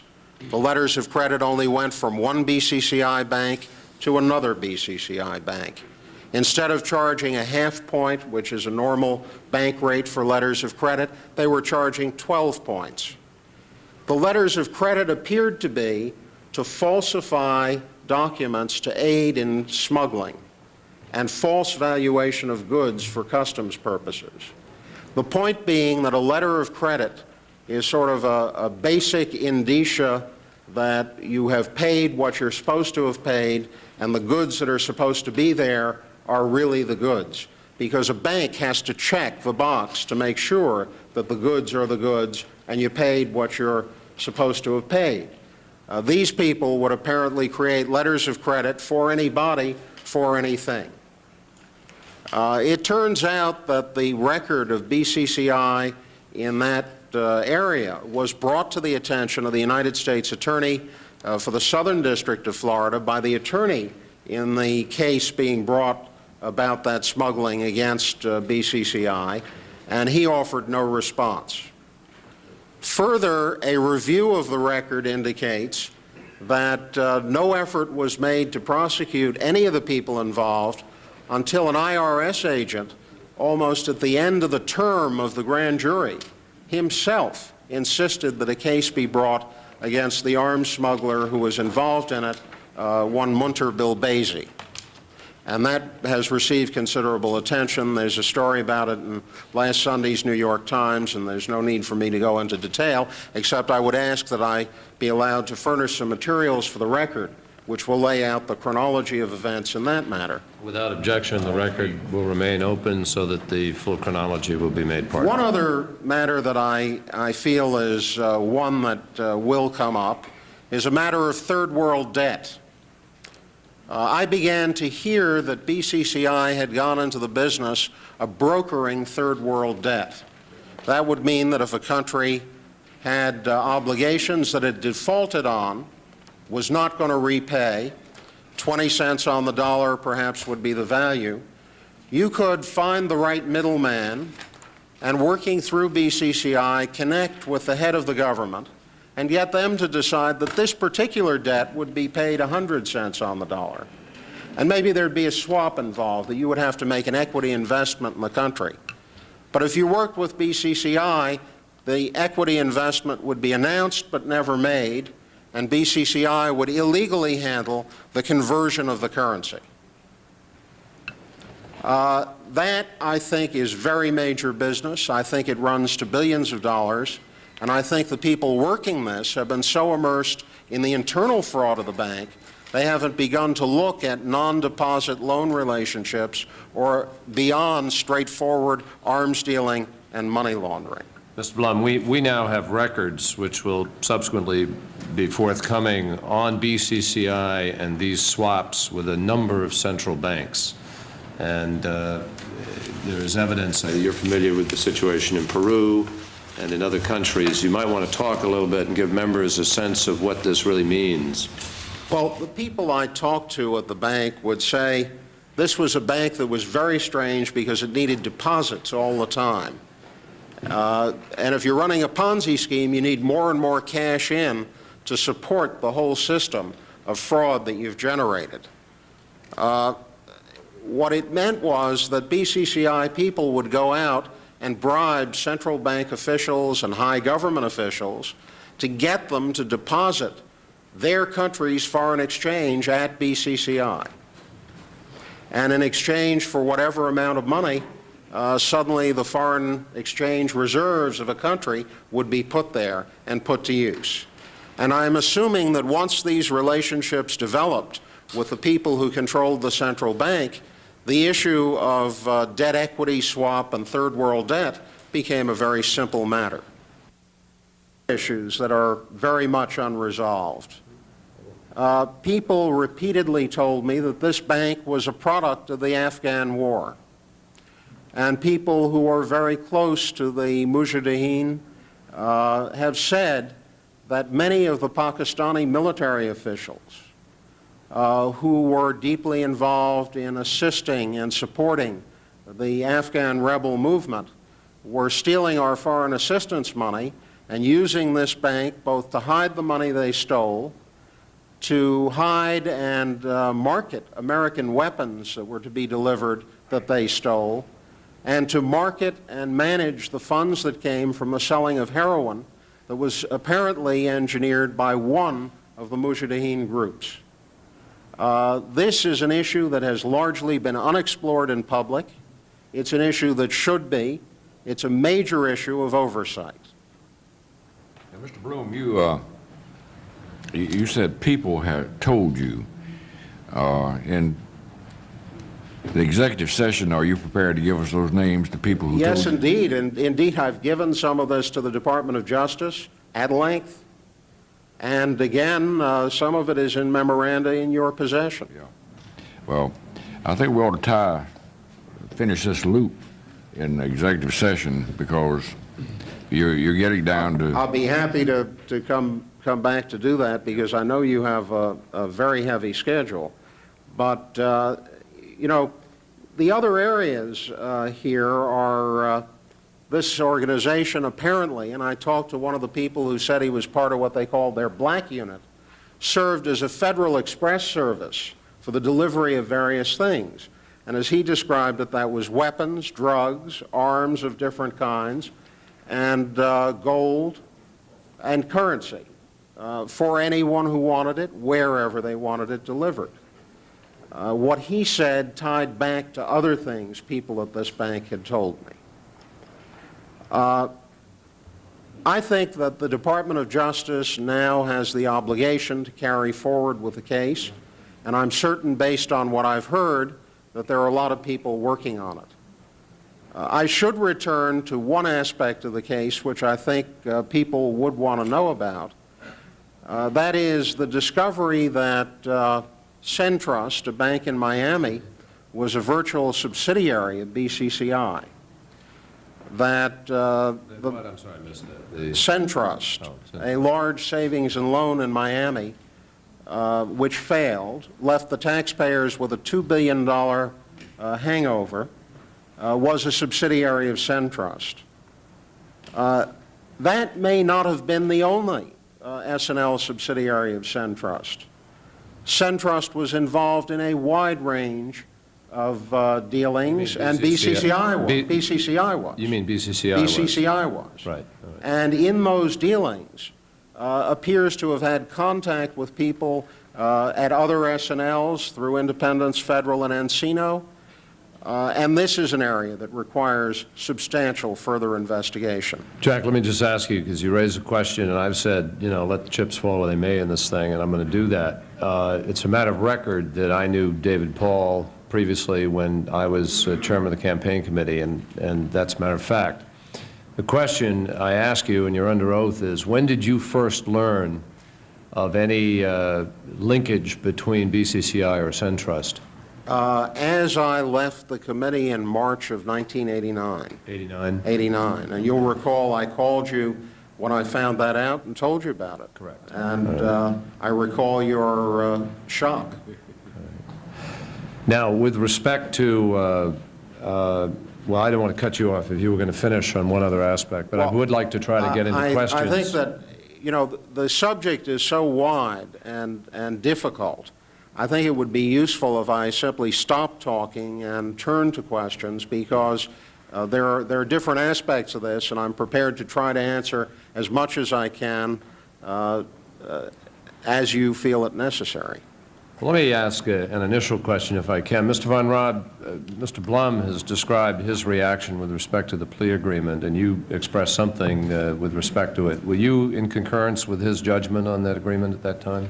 I think it was a shameless agreement. It had a number of terrible aspects. One, before the plea agreement, the international banking community had begun to recognize that BCCI was a pariah, if not a criminal enterprise. They were beginning to stop doing business with BCCI in many cases. And so the dynamic was such that BCCI was basically being spurned. When the plea agreement was made, that dynamic was turned around, and BCCI was not exactly welcomed back into, but it reappeared as an accepted part of the international banking community. It was a disaster in terms of the punishment that should have been meted out to both the officers of the bank and the bank itself. The fine that was levied, or the asset forfeiture, depending on how technical you want to get, was only about $15 million, which was actually less than the bank had made from its money laundering activities. And so the bank didn't even have to return to the American taxpayer its profits from the illegal activity. Now, admittedly, this, in relative terms, was a big fine, but that was only with respect to other banking fines, but no one had ever seen a crime quite like this. So, I mean, the Federal Reserve suggestion of $200 million is probably closer to the mark, although I suppose the real punishment for BCCI should be maybe in the billions of dollars. And then, if I can interrupt just for a second, my understanding is that that $14 million was not even the bank's money. It was the profit that the agents had created in the drug that's dealing. what I'm saying. It was the profit. Profit from the drug dealing. And then obviously the individuals who were really responsible, that is the higher level officials who promoted the policy, were not touched by this exercise. They weren't punished. And then lastly, and no one knows the problems that this would cause, and that is that the U.S. Attorney in Tampa, the Middle District of Florida, was basically had his arms tied with respect to any further prosecution of the bank for those matters of which he had knowledge. So, I mean, it was a real triumph by the Washington power-broking establishment. I mean, we talk about a black unit within the bank itself. I mean, there's a gray unit in Washington that was working this case for all it was worth. And let me tell you, whatever the Washington brokers got for their involvement in protecting BCCI against the federal government, they earned every $1 million that they received.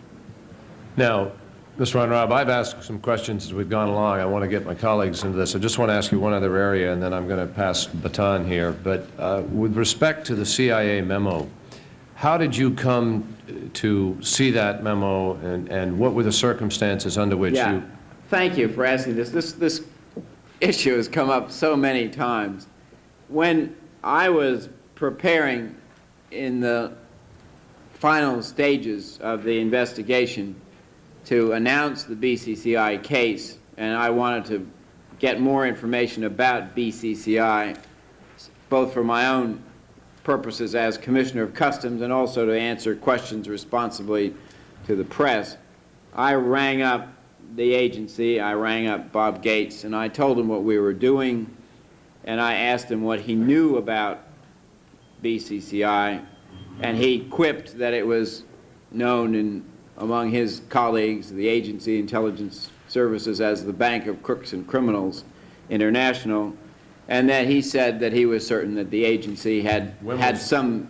When was that? What was the date? This would have been September, October of '88. It would have been sometime, a short time before, right before the takedown. Before the takedown.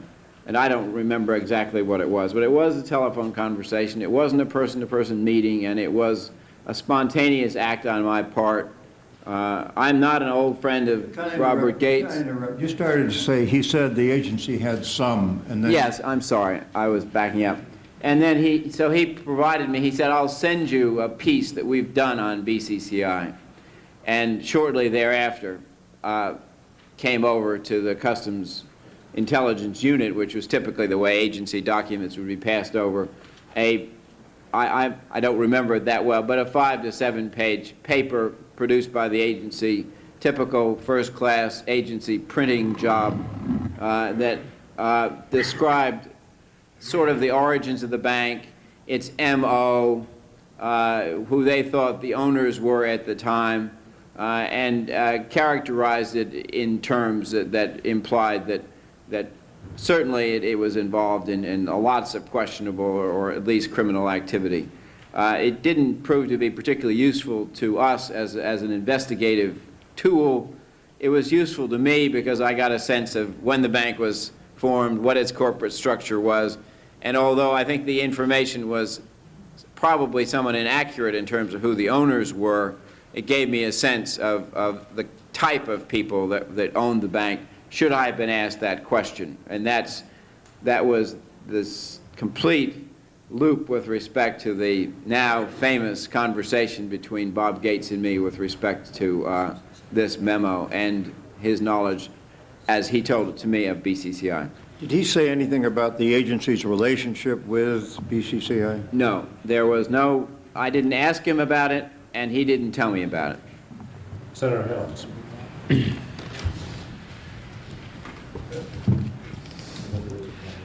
Let's get back to the British Customs seizure of large amount of the BCCI documents.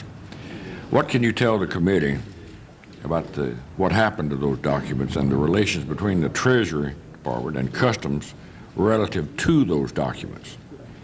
Yes. Well, as part of Operation Sea Chase, the British Customs Service served warrants on the bank's offices in London and collected a fair amount of documents.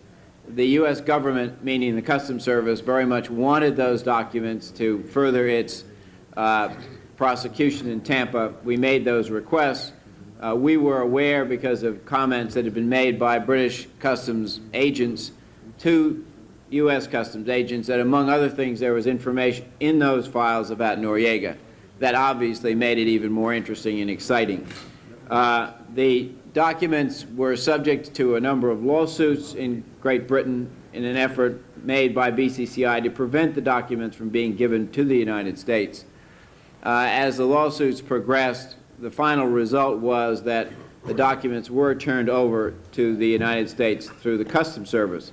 However, some time before the documents were turned over, I was prohibited by the Treasury Department from receiving any of these documents. The documents were sealed up by my own customs agents. I will admit that they did manage to pull 1 or 2 or 3 documents which they gave to me as a sort of sentimental favorite, which did describe in some minimal detail Noriega's, at least some accounts he had.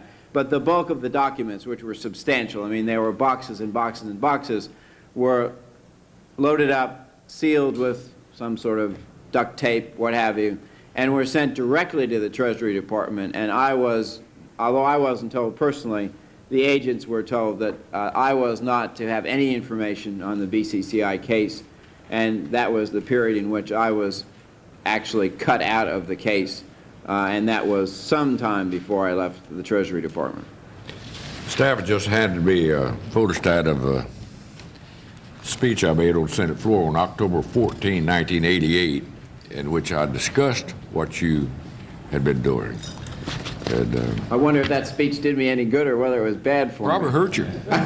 Probably hurt you, and which was not its intent. All right, now on this September 86 CIA document, there was a report this morning, I believe it was, that Treasury was on the distribution list. Is that right? There was a regular routine scheme in which various intelligence documents were circulated among the so-called intelligence community, which were certain departments and certain agencies.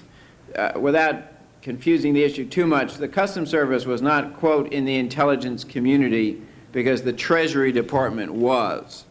And that meant that any highly classified documents were given to the Treasury Department, and it was its job to refer them to the Customs Service if they felt it was of interest to the Customs Service, which meant that we couldn't get documents on a routine matter from the agency. We could ask for them, but they always went through the Treasury Department.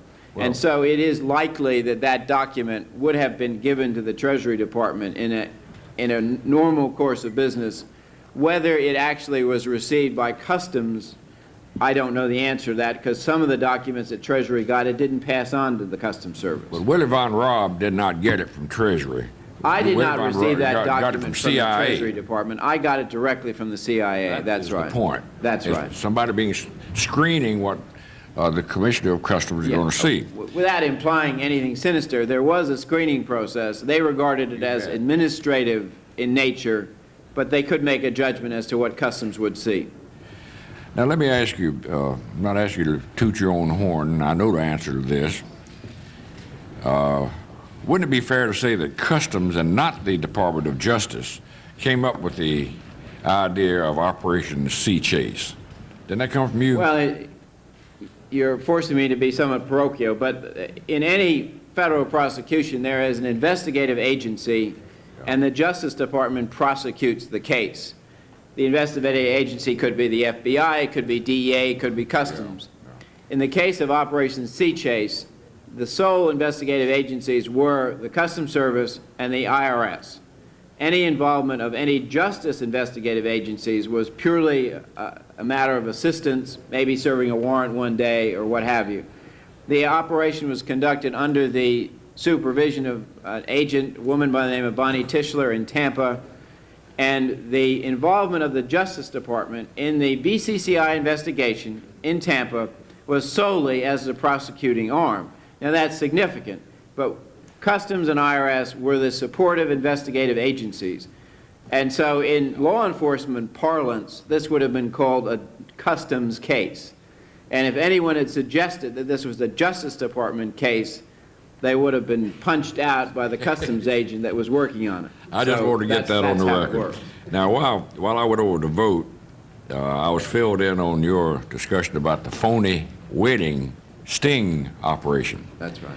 Now, didn't the customs officers risk their lives in this thing? There is no question but that the nature of the drug traffickers involved, the level of money, influence, power, that all of the customs agents who were undercover were risking their lives because the people they were playing with were mean, tough, and had killed people before. Yeah. And would they have found out what was going on, they would have certainly thought about killing the agents. There's no question they were risking their lives. Well, they arrested the crooks at this so-called bachelor's party. And isn't it a fact that it was the customs officers, not the FBI, who arrested the BCCI money launderers? All of the arrests that took place in the hotel, which was the putative site of the bachelor's party, were made by customs officers with some IRS officers as well. Right. But it was the customs officers who seized the BCCI documents, right? That's correct. And when it was all over, didn't customs turn the defendants and the seized materials over to the Justice Department in one little neat package for prosecution? Isn't that about the size of it? In the simplest but accurate terms, all of that information would have been turned over by Customs to the Justice Department by virtue of its working with the U.S. Attorney's Office, who would receive all of these documents. Now, Mr. Bloom, you fitted into this thing too, and you interrupt and fill in anything that I'm leaving out. Now, there was a bond hearings for these BCCI defendants in the Tampa money laundering case in 1988, right? That's correct. And the assistant U.S. attorney stated that the defendants had bragged in secretly taped conversations, and you know all about that, that they had the approval of BCCI's board of directors to engage in money laundering of drug profits. Is that correct? Now, those tape recordings, and this is something that I'd like to make very clear, there are two different sets of tape recordings. Okay. One is the set of tape recordings made by the customs undercovers in the course of the investigation. Those tape recordings ended at the time of the takedown. They were no longer meeting with them and recording. Those tape recordings make some of the most interesting reading you'll ever pick up, because what you get is the people that this committee serves subpoenas on talking to the customs agents about what they're going to do about our subpoena and what they're being told by their lawyers. And if you read that tape, you'll find that Amjad Awan says to a customs undercover, he's being advised by the BCCI lawyers, in this case Robert Altman, that he's going to leave the country for Paris, never to return, so that he doesn't have to answer the subpoena and talk to us. Would my colleague yield for a moment? Sure. Just in the affidavit, which will be made a part of the record, and I will label these, we'll leave the record open for labeling so they are in consecutive order. But the affidavit signed by David Burris, who is the special agent with the IRS that you're referring to, said in his affidavit, quote, "Your affiant believes the following statutes have been violated based on the information in this affidavit.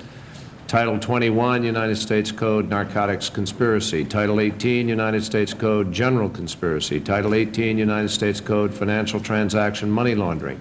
Title 18, United States Code, Transportation Money Laundering. Title 21, United States Code, Using a Communication Facility in the Process of Committing Another Offense. Title 21, Travel Act, and Title 18, United States Code, obstruction of a Senate investigation.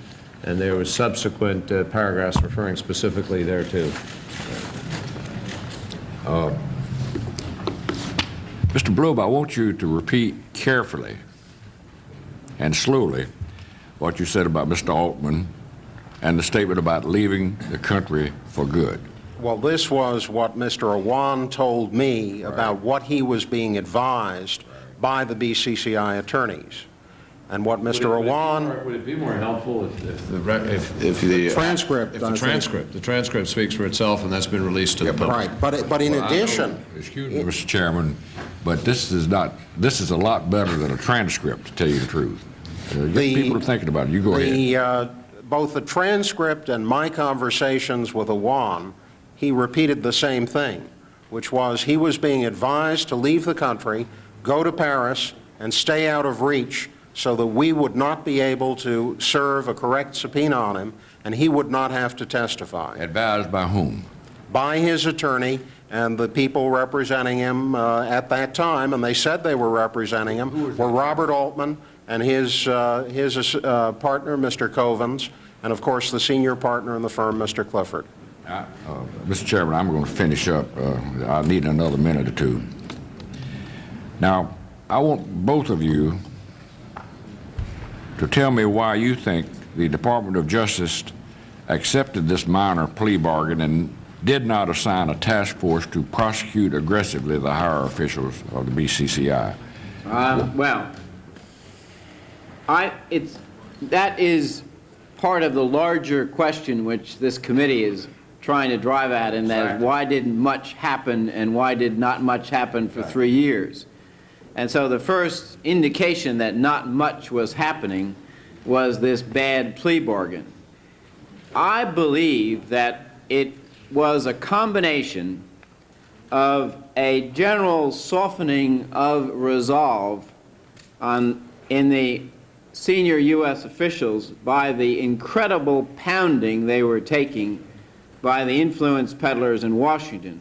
We had everybody working this case. We had Clark Clifford and Bob Altman working it from the Democratic side, and we had Bob Gray and Frank Mankiewicz working from Hill and Knowlton. There wasn't a single influence peddler who wasn't being used to work this case.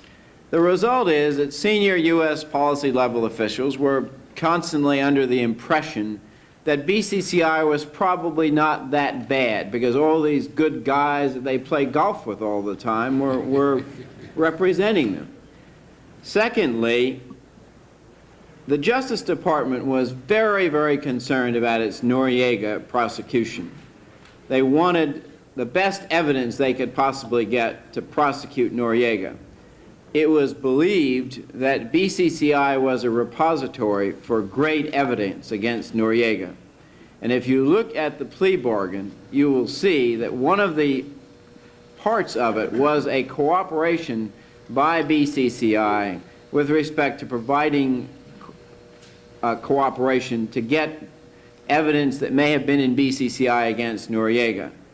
I believe that the Justice Department was blinded by that possibility, and they saw the case much too much as a place to collect evidence in another case, and this was compounded by just a lackadaisical and sort of worked over, tired Treasury Department and Justice Department that resulted from the constant pounding it was receiving from the influence peddlers who either had been flattered, bought, or were just plain on contract by BCCI.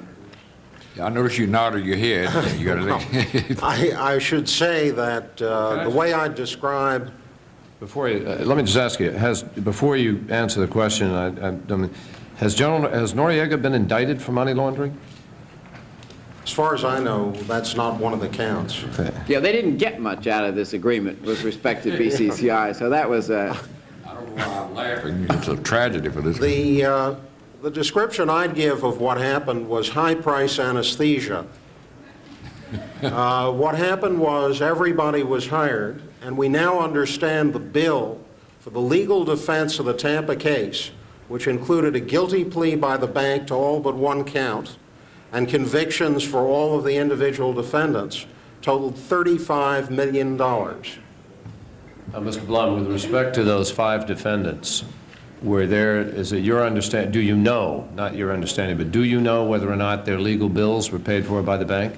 All of the individual defendants' legal bills were paid for by the bank. So the corporate entity got away, and the 5 individuals had $35 million worth of legal bills paid for by the bank? Absolutely. Were there some condos involved or something? Well, now what happened was the individual defendants never spent much time in jail prior to their conviction. The bank arranged to have them live in condominia in Tampa, which were procured by the bank, and they were under guard by local police in Tampa, who were off-duty policemen. And that kept them out of the prison culture, where they would have quickly come to understand that the only real out for a guy in the position they were in is a plea bargain. And as a result, it's my understanding, and I've heard this from a number of people connected with the case, although I can't say it's firsthand knowledge, that there was never a serious effort to plea bargain the individual defendants. I don't personally buy the Noriega case theory. The Noriega case theory, to me, is one that doesn't hold up, because after all, you had the bank, you had the records, but moreover, this committee, told all the people involved about General Noriega and who his banker was in March of 1988, and no one followed up on that information. I find it very hard to figure out why they're disinterested in '88 in the spring, but so interested in January '90 that they give everything else away with respect to the bank. Senator Pell? I know. There is a vote on. I understand we have back-to-back votes. We have another witness from the Federal Reserve, and I have a banking committee markup. So we're running into problems. But Senator Pell. Thank you very much, Mr. Chairman. And I appreciate tremendously the kind remarks you made during your opening statement. And as you said, I was reluctant at first to authorize the investigation that you requested early in 1987. I was uncomfortable at that time with the idea of departing from the committee's traditional role of overseeing foreign policy, getting into investigations of criminal activities which were more properly under the purview of other committees. I was persuaded, though, that the foreign policy implications were so compelling that we approved the investigation, provided substantial staff and resources. Congratulate you for your hard work in unearthing activities that are troubling to all of us, and hopefully this hearing, the ones to follow, will help to achieve that goal, and I look forward to being of any help I can as you move into this really cesspool, trying to clean it up. Well, Mr. Chairman, I really appreciate that, and I want to thank you and Jerry Christensen. I know you've taken some flack on occasion for some of the salesmanship that Jack Blum referred to in the city, and I appreciate the fact that you've allowed this committee to do this. And frankly, I would rather have seen it be somewhere else. I would still rather see it be somewhere else. I understand the Banking Committee is going to be now seeking a special staff complement to be able to do this, and would happily see us push it over there, and hopefully that will happen. So I think that your patience will be rewarded also, but I thank you. Senator Jeffords. Mr. Robb, I'm sorry I missed your testimony, and I just dropped in on this committee, and so I'm kind of getting in the middle of things. There was one comment that you made with respect to the plea, and that the USDA down there had his hands tied by the agreement and the power brokers in D.C. I wondered if you would amplify what you meant by that. Well, part of the agreement, they basically agreed not to prosecute the bank or the individuals for anything that was, I'm not sure what the exact words were, but anything which the U.S. attorney there already knew about, and that was a lot. I mean, most of the documents were there, and it's not an unusual agreement where you really have finished off an investigation and you're trying to tie up loose ends and you're getting some meaningful cooperation. But it was unbelievable, considering all of the loose ends and possible directions in which this could go, to agree to exempt from the prospective scope of any investigation or prosecution all of the information that was available or was known to the U.S. attorney there. It's once again a tribute to the influence team that was marching up and down the eastern seaboard helping BCCI keep its neck off the block. Were they just pushing their influence peddling in Washington, or did they also? Oh, no, there was a team in Tampa as well. They were Washington lawyers, but they were operating there. Do you remember any of the lawyers' names that were there? I can't give you, maybe Mr. Blum knows who were actually down negotiating the plea agreement, but it's all the same crowd. I think to give you the flavor of how much was given away in that agreement. Let me ask you a question. Were any former justice prosecutors involved in that lawyering team? I believe there were a number of them.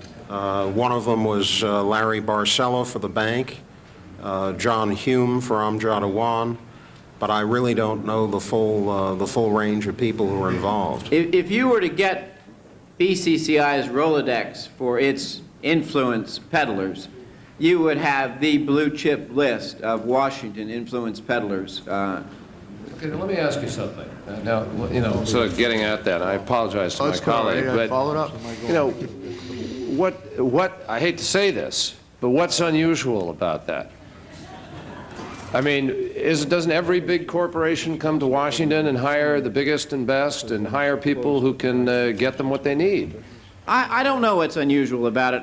I was in my office when a friend of mine from Hill and Knowlton came to me and he said, Willie, he said, BCCI wants to hire Hill and Knowlton and they want me to work on it. And he said, what should I do? I said, don't work on it. It's a sleazy operation. Well, the result was Bob Gray and Frank Mankiewicz worked on it. My friend left Hill and Knowlton. So it shouldn't happen. And I think that the nature of let me ask a further question. I agree with what you said, but, and here's the but. What if others didn't ask you that question or hadn't, you know, sort of asked that and therefore didn't know? And along comes a big bank, but they're not privy to the investigations. They're not privy to the insider reports. They're not privy to anything that you knew and hadn't had the good fortune to ask you. So along comes a client, and they ask, gee, this is a big client, it's a big bank, it's all over the world. Why shouldn't we represent it? And I'm just trying to flesh this out a little bit. It happens all the time. It shouldn't happen. And maybe the BCCI case will be the example that will cause someone to change this influence peddling culture to try to ask some reasonable questions of the integrity of the people that they're going to be representing. I have no problem with someone representing a company on a policy issue. So what you're really suggesting but this is a criminal matter involving really, really bad conduct. What you're really suggesting is a kind of due diligence standard that needs to be exercised. Is that correct? I think so, yes. I'm sorry. I thank my colleague. Who was running the show down in Florida from Justice? The U.S. Attorney was a fellow by the name of Bob Gensman, who was new on the scene. He'd just come out of Washington, and so he was the titular sort of head of the operation. Was he was not the district attorney, he was He was the U.S. Attorney for the Middle District. He was the federal senior prosecuting attorney for the Middle District of Florida. He reported directly, in effect, to the Attorney General through the normal staff procedure. But as a practical matter, the Customs Service was running the investigation up until the point that the arrest took place, and then the U.S. Attorney's Office more or less took over the lead. Senator, the failure is not limited to the U.S. Attorney's Office in the Middle District. Let me just interrupt you for a moment to say that I'm going to go vote. Senator Cranston apparently is going to stay through that, and he has some questions, and then I will return. Excuse me. I'll ask him to hold the vote for you. To finish, there are failings as well in the Southern District of Florida. The Southern District has been aware for at least 14 months, possibly longer, that Centrust, the very large S&L, $2 billion down the hole, the president with a yacht as large as a destroyer, an office worthy of the Emir of Kuwait. This was a subsidiary of BCCI, illegally. That case has been in the hands of the U.S. Attorney for the Southern District of Florida. There's yet to be an indictment. Which case is that? Would you repeat that? That's the case involving Centrust and the illegal ownership of Centrust, of which David Paul was president, by BCCI. They've known all about this. We're now well over a year and some into it. The Fed was able to put it together. I certainly heard about it and figured it out. Everyone else who's looked at the records of a perfectly public-private lawsuit has been able to figure it out.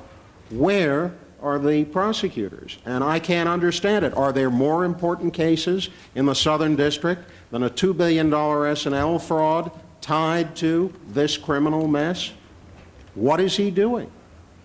When in the Southern District of Florida, again, the smuggling case involving Bill Basie was put directly to the U.S. Attorney in '89. Nothing was done. And the only way something happened was when IRS on its own pressed the matter. And the public record shows that. Someone should be asking the IRS what they went through to get that case on the table. I would call the IRS agent and say, what were we up against? Well, your testimony is terribly disturbing from both of you, and I've got to run over and vote. I think I'm a co-sponsor of this amendment, Mr. Chairman, but maybe you can pursue this line. I'll be right back. Mr. Bloom, I want to say first that I admire your courage in taking the risk that you took, knowing the sort of people that wouldn't like what you were up to. Was there any time when you felt that you were under surveillance or that others working with you were under some sort of surveillance? Well, the most recent period has been the most interesting. I have a telephone which is one of the more interesting set of electronic noises you can find anywhere. And that started roughly when the publicity on this round about BCCI started. But I don't think that I've been directly under surveillance, and I don't want to overstate any of that issue. I have, however, heard of an instance where there may have been an effort to get the book on me, that a private detective may have been hired by BCCI to investigate my personal life, to see if there was anything they could find on me to discredit me. And I've made that information available appropriately. And I'd be happy to share that again with the committee in executive session. What is your view or your theory about why so little was done by those who might have done more to investigate and prosecute? This scandal is an embarrassment to everybody who has anything to do with it. It's like the cesspool overflowing on the front lawn. There is culpability all around. There's culpability by foreign governments, within our own government. People know that they dealt with some of the same influence peddlers and fixers. There is a trail here in which almost everyone who touches it says, my God, this is going to wind up sticking to me. And I think there's a kind of overall sort of distaste for getting into it because they know where all these different pieces lead. Now, you could talk about some of the pieces. Iran-Contra. These people were the original bankers who helped establish the bank accounts for the enterprise. They worked in providing arms in Central America. They were Noriega's banker. This reopens a raft of Iran-Contra-related questions. There's the bribery in Guatemala. The generals in Guatemala and the issue of what happened there. Why was a retired senior U.S. military officer working with this crook to sell weapons in Guatemala? When I look at the range of people and issues and countries involved, I'm not at all surprised at the reluctance. Everyone wanted it to go away. The Bank of England desperately looking at the biggest scandal in history. How do you explain yourself as a regulator when you have a bank that for 15 years has cooked the books, totally cooked the books. To give you the flavor of that, one of the most difficult problems I faced, and everybody else who's looked at paper in this case has faced, is the paper doesn't mean anything. That is to say, normally you try to follow a paper trail. You match a document with another document. You try to figure out the corporate structure. You figure out who was an officer. What these people did was steal the money and invent the paper. What you would do would be anytime there was a hole in the balance sheet, you'd invent a depositor, invent a borrower, put the paper in place, and hope like hell that nobody would ask questions as to who they were, or where they were, or what they borrowed. And I think that the enormity of it is so embarrassing, it's not at all surprising that there have been multiple proposals for packaging all of the bad loans and letting the ruler of Abu Dhabi bail them out. Anything. Get it off my front lawn. What is your opinion of the handling of the case by the U.S. Attorney in Miami, Mr. Gensman? I've told him to his face, I think it's worse than abysmal. Do you have a view of that answer to that same question about Mr. Gensman? Gensman had a problem. He was new, he was scared, he was inexperienced. He had a red-hot case on his hands. He really was nervous about taking any decisions himself, and he was referring all kinds of decisions to the Justice Department. So I just think that his failed performance was a function of basically a lack of backbone and experience. So apart from that, I think he did a good job. When Justice was making the decision. Mr. Bloom, do you have a further? I have a further comment here. I have some documents which I'd like to have made part of the record. Deposition of Adolfo Calero in the lawsuit in Miami, which involves this arms dealer Munter Bilbezi, in which the bank is a defendant. And that lawsuit rather outlines some of the connections in Central America with the bank. And I would ask that this be made part of the record. That would be made part of the record. Also, the general who was down there helping sell the arms, General James Vaught, was deposed in the same case. And I'd like to have that deposition made part of the record. That will go on the record. There's nobody here to object. And finally, the letter, the letter that was sent by the attorney for Lloyd's in this case, with a copy to Richard Thornburg, that went to Dexter Layton, and that lays out what ought to be done and the problems here, and the investigation that should have been undertaken by Dexter Layton. Now, the important issue is this, and I tell you it's an important issue for everybody who looks at this case. The records have to be preserved.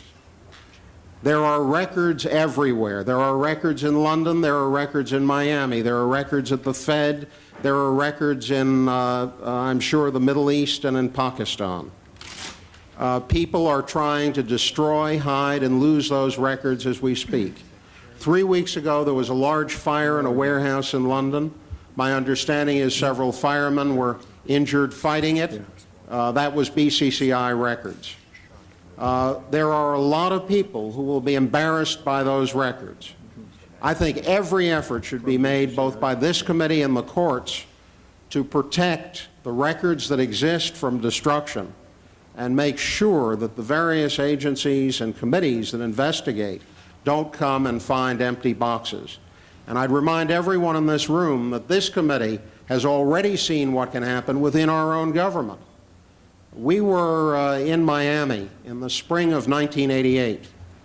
We were approached by a DEA informant. In fact, Deborah DeMoss of the minority staff was the one who he approached. And he had a box of BCCI documents he was trying to remove from Panama. He brought them to the American Embassy in Panama City. He sealed them. He came up here independently. He said if he was caught smuggling them out, they'd kill him. He got to Miami and the DEA headquarters. The box had been opened. The documents were missing. We raised it in a hearing. DEA said, we have an internal affairs investigation. To my knowledge, the documents were never found. No one was ever prosecuted. Can I add in the matter of the documents that the records this committee has subpoenaed, subpoena is supposed to mean you get what you request, and that we've received as a result of those subpoenas are uniquely fragmentary and very incomplete. That's the sort of response we get from this sort of a bank. Yeah. Well, you have to understand that they begin with the proposition of being complete criminals. So the notion of, well, we'll face contempt. What's contempt when you're up for murder, delivery of weapons, and heroin dealing? And it really is trivial. That's the least of the crimes you have to worry about. So why bother sweating a mere contempt citation from Congress? One more question about U.S. Attorney Gensman. Who in Justice would have been supervising his work in this matter? The U.S. attorneys report to the Attorney General.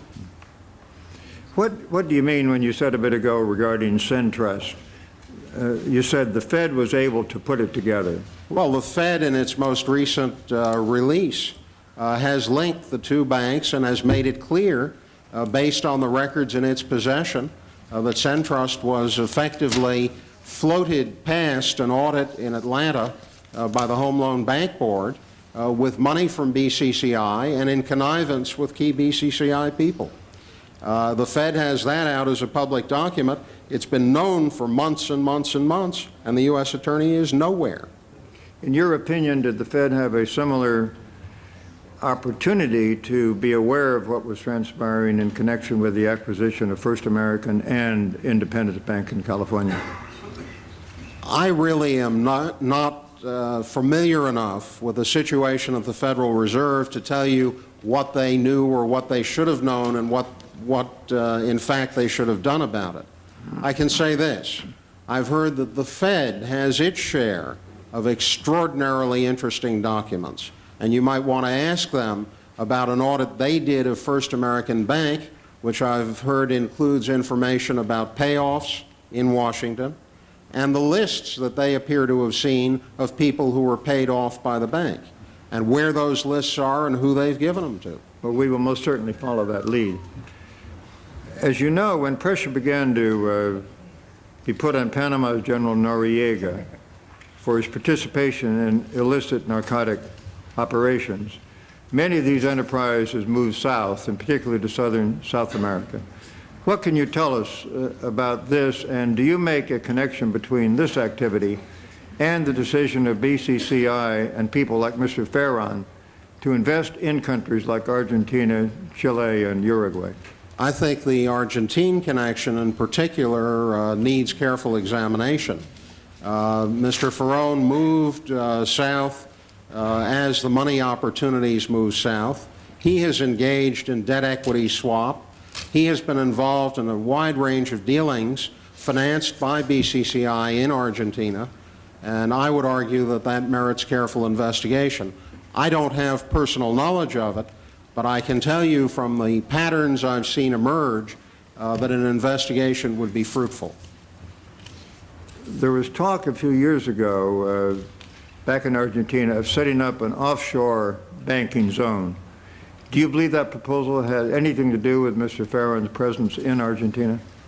The first time I heard the idea, believe it or not, of an offshore banking zone was when Robert Vesco tried to persuade Muammar Gaddafi to open one up. The idea of a place where there was no bank regulation at all has appealed to international crooks and con men for a long time. I have talked to people from Argentina who maintain that that was a particular project of Mr. Ferron's, that he wanted an international bank zone between Paraguay and Argentina, and that he'd have an opportunity to move in there. I really don't know more about it than the comments I've heard. There have been allegations that Argentina, during its military rule, and Libya under Gaddafi, and Pakistan used BCCI in their effort to construct a nuclear device. Do you have any information on that? I don't, but again, the people involved in BCCI who I've talked to have suggested that that was probably the case. They don't have firsthand knowledge. What has to happen is this has to be probed through. We have to get those bank people, they have to be put under oath, and they have to be given the opportunity to tell the story. I think we're going to find out an awful lot. Look, I was told in one meeting about BCCI helping finance and ship Scud missiles from North Korea to Syria, assist in the movement of Chinese silkworm missiles from China to the Middle East, handle the financing and the payoffs involved in the purchase of Chinese armaments in many parts of the world. I found it extraordinary that the government of China, and apparently it had to have been the government of China, intervened to block the closing of the Hong Kong branch of BCCI. Mind you, the Bank of England closed it one day, and BCCI Hong Kong waited another several days. And I can't help but wonder if that was not to give certain people the chance to get their money out of the bank. I mentioned a bank in California that was involved with BCCI, and just for the record, I'd like to note that California and Florida and D.C. are not the only states that have banks that have this connection. Other states where we've discovered that sort of a connection include Tennessee, Maryland, Virginia, New York, and Georgia. This case seems to have far-reaching foreign policy and defense implications, as well as financial and drug and criminal aspects. Have you seen any evidence that pressure has been brought to bear by the State Department in connection with any of these activities? Yes, Senator. I know of one instance in which an agent tried to get permission to travel to a foreign country to interview people about Mr. Ferrone, and the State Department refused him permission to go. The State Department gets a final sign-off on the travel of law enforcement people to foreign countries. There's a second thing which I found utterly astonishing. Serendipitously, when I left the committee in March of 1989, I was invited by the United States Information Agency to travel to Thailand and Pakistan to talk about narcotics law enforcement issues. When I got to Pakistan, I found the ambassador was rather upset with the idea of my coming because he figured out that I was associated with the BCCI matter. My visit then planned to Islamabad was quickly canceled, and I was advised not to talk about BCCI while in country. Advised by whom? By the USIA people, and I believe there are a series of unclassified cables that lay that out. But more astonishingly, I talked in country to State Department people who said, oh yes, we know all about the linkages between the government and the bank and all kinds of things. And it was clear that the State Department in Pakistan was way ahead of the Justice Department in Tampa. I would guess that there's a need for closer coordination between the two. There seems to be a need for a lot more coordination on a lot of fronts. Do you recall at any time during the summer of 1988 receiving a phone call from the ambassador of Nigeria? I did. Could you describe that conversation? He said, my president asked to call. What can you tell me about BCCI? It's rather astonishing when you're a member of the Senate staff and an ambassador of a country calls you by name and says the president of his country called him to call you. I've never met the president of Nigeria. Did you, during the same time, receive a phone call from the President Seizure of Jamaica? We had a hearing, and that was another time in which BCCI was mentioned, in which one of our witnesses testified that there had been a lot of money laundering through Grand Cayman. His name was Lee Rich.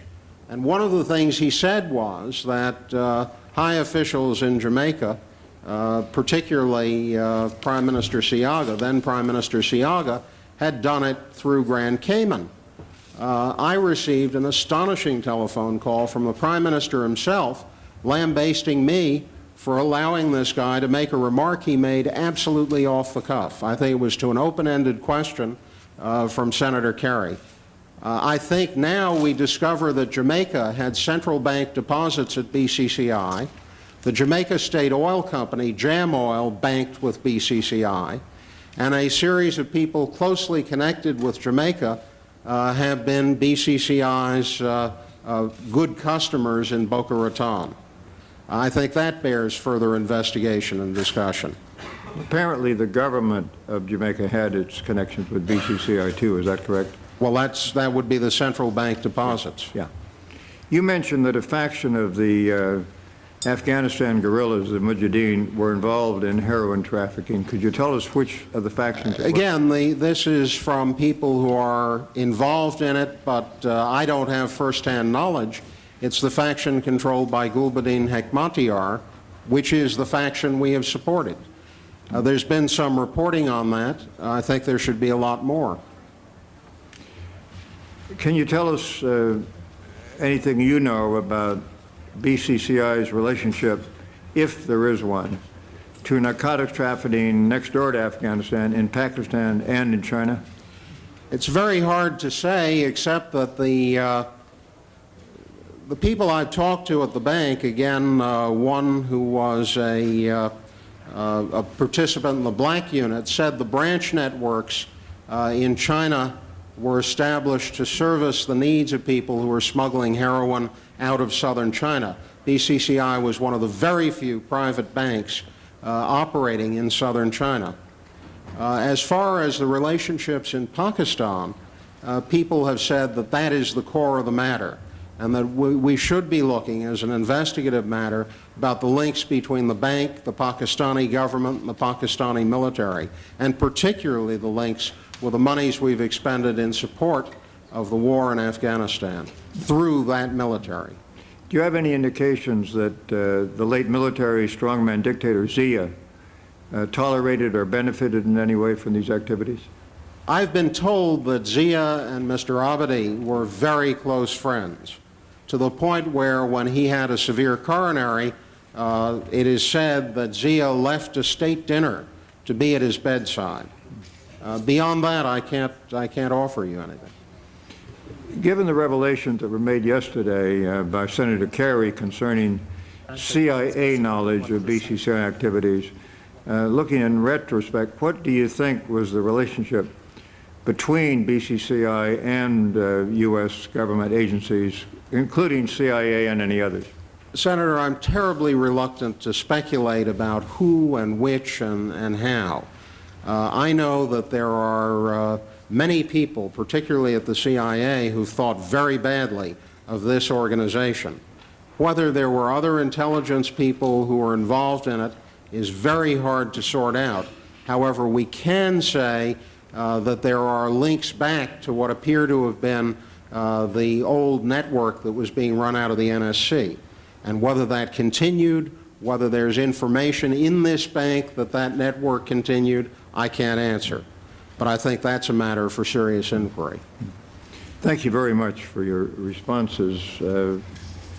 I should add one thing on the nuclear weapons issue you asked me about. The man involved with the bank that is now being sued in Miami, Bill Basie, was in fact involved in an attempt to sell enriched uranium to South Africa, from South Africa. And that was supposed to go into a Middle East country. And there are documents to that effect in the case in Florida. Now, whether the bank was involved in it, I can't say, but Bill Basie's brother was the branch manager in Jordan, and Bill Basie was the reason for their operation in Boca Raton, and he was at the center of a whole range of business that the bank was involved in. Was that supposedly going to a Middle East country en route to South Africa? No, it was from South Africa to a Middle East country. Did the Hong Kong and Shanghai Bank have a relationship with BCCI as far as you know? I really can't speak to that. I haven't seen the documents.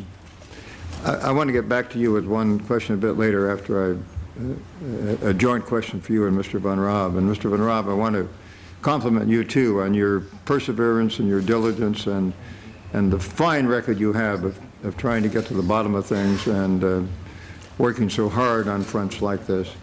There have been allegations that Argentina, during its military rule, and Libya under Gaddafi and Pakistan, this is a question I put also to Mr. Bloom, used BCCI in their effort to construct a nuclear device.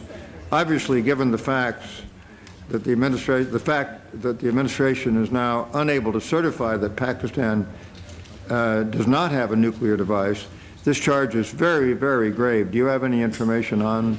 No, I don't have any information on that. In 1983, a Dutch court convicted Dr. Abdul Qadir Khan, the chief of Pakistan's nuclear program, on charges of stealing blueprints for a uranium enrichment factory. A similar plant was then built in Kahuta in Pakistan. According to the British newspaper The Guardian, Khan's lawyer, a former Pakistani justice minister, was paid by the bank. Do you know anything about that case? No, I don't. If you do at any point, please say so. I don't. In 1984, Nazir Baid, 3 Pakistanis were indicted in Houston with attempting to buy and ship to Pakistan high-speed switches, instruments that could be used to trigger nuclear weapons. According to The Guardian, the trio offered to pay and BCCI supplied gold. Do you know anything about that? That would have been a customs case. I don't recall from the time when I was there and the case was being conducted that BCCI came up in that, but in fairness, BCCI was not quite the household word that it is today, and therefore it may or may not have, and I think the best way to look at that would be to ask the present Customs Administration to review that file and see whether it came up. I'm sure if it did, it's still in the file. I'd like to ask about just 2 more cases. In '87, 2 Americans, Rita and Arnold Mandel, were, together with a Hong Kong businessman named Leung Yu Hung, indicted by the U.S. Attorney in Sacramento, California, on charges of illegally exporting to Pakistan nearly $1 billion worth of oscilloscopes and computer equipment for Pakistan's nuclear program. It's reported that 15 shipments were made between July '82 and August '83 through Mr. Leung's fortune company in Hong Kong to a Pakistani company called Aftab Brothers. Do you have any evidence of BCCI involvement in that transaction? I don't have any evidence of their involvement or lack of involvement. I just don't know the answer to that. Yeah.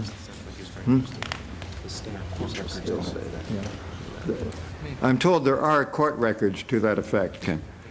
Finally, a Pakistani-born Canadian, Ashad Pervez, was indicted in Philadelphia of conspiring to export to Pakistan restricted specialty steel and metal, which can enhance a nuclear explosion. According to court documents, BCCI was involved in financing that particular deal. Is that case familiar to you? The case is, but BCCI's connection to it would,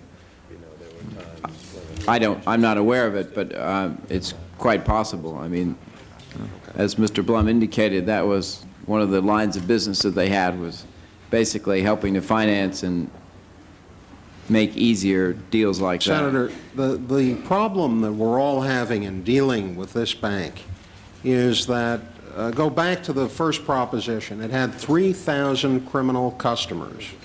And every one of those 3,000 criminal customers is a page 1 story.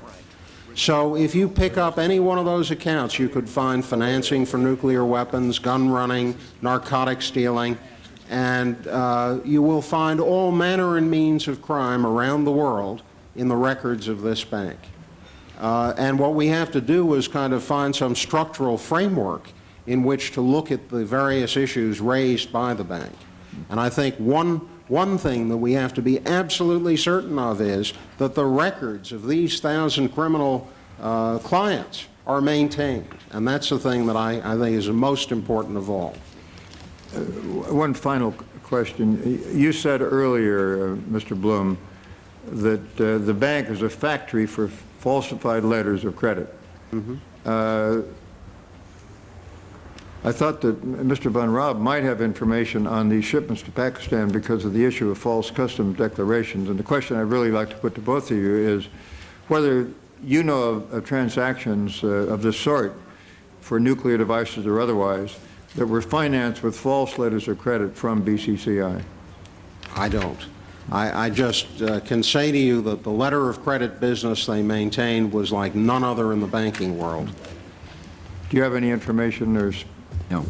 It seems to me it's a logical speculation that that was the case. Mr. Chairman, that completes what I wanted to do at this point. Thank you very much, Senator, and thank you for carrying on during the break. I appreciate it very much. Senator Jeffords? Senator Simon. Mr. Von Raab, you mentioned that you were squeezed out of the information circle in the Florida situation by the Treasury Department. Right.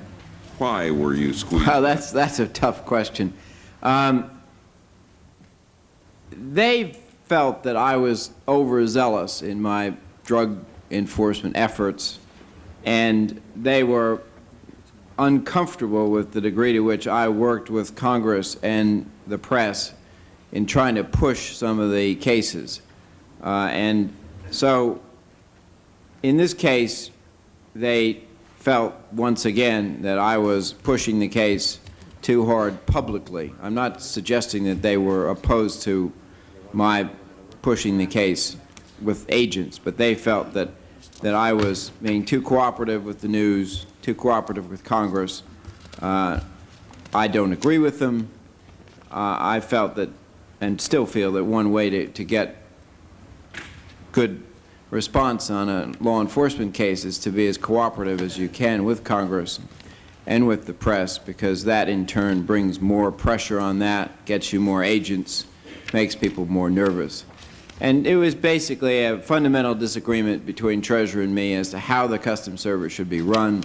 They wanted it run quietly, on a much more low-key basis, and I felt that drug enforcement had to be run at the highest energy level. We split there, and one of the areas in which we had a disagreement was on the BCCI case. Mr. Bloom, would you agree with that assessment? I really don't know what happened. I know that the public zeal for drug law enforcement tapered off considerably as we moved into the new administration, and the issue began to get much lower profile attention. I think what happened may have been associated with it, but I really don't know what happened inside the Treasury Department. I have heard that the battalion of lawyers involved went to great lengths to isolate people who were very hot on this case. I simply don't know whether they got to anybody at Treasury. Mr. Von Raab, do you know who at Treasury made the decision to keep you out of the information circle? No, but it would have, I mean, I reported to the Secretary of the Treasury, so, I mean, it certainly wasn't some GS9. It was certainly at least him or his deputy. It had to be at the very highest level? Yes. And who was Secretary of the Treasury at the Brady. time? Mr. Bloom, if and I regret I was over voting when the two African questions came up. One while I was here, South Africa. Was this a South African bank that was involved, or one of the branches of BCCI, or the South African government? What happened was an arms dealer who was connected with the bank, whose brother was a branch bank manager, who was a major bank customer, was involved in an effort to sell the enriched uranium from South Africa to the Middle East. And that's in documents which are in the court in Miami. And was there any South African governmental involvement? I really can't speak to that. I can only speak to the telexes that this arms dealer had. So what you have to do is look at that and then go back and see whether it married any kind of reality on the other side. There's one cautionary note I should put forward here. What we've discovered in looking at documents is sometimes these documents don't mean anything. So, for example, inside the bank, you'll find documents saying so-and-so borrowed $400 million. Well, they didn't. The loan documents and the files were created for the express purpose of creating assets on the books where there were none. And it's that kind of thing that's very, very troubling. I think you're getting a little additional information there.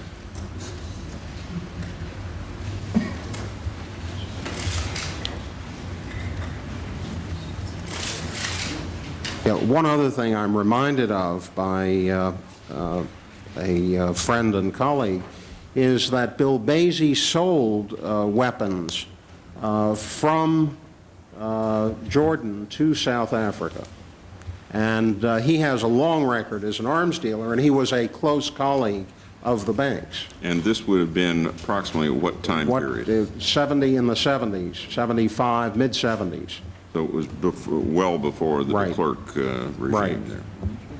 What, and my colleague, while I was overvoting, asked about Nigeria. I chair the African subcommittee.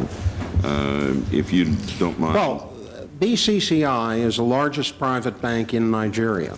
BCCI has more branches than any other bank in Nigeria, and BCCI lent the Nigerian government $1 billion to get around requirements put on it by the IMF.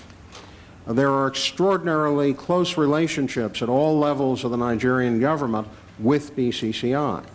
And what I had pointed out was that I had been called when this investigation was going on by the Nigerian ambassador, who had been asked to call by the president to say, you know, what's happening here? What are you guys doing with respect to BCCI? I don't know that that's probative of what his interest was, but the bank had an enormous set of connections in that country.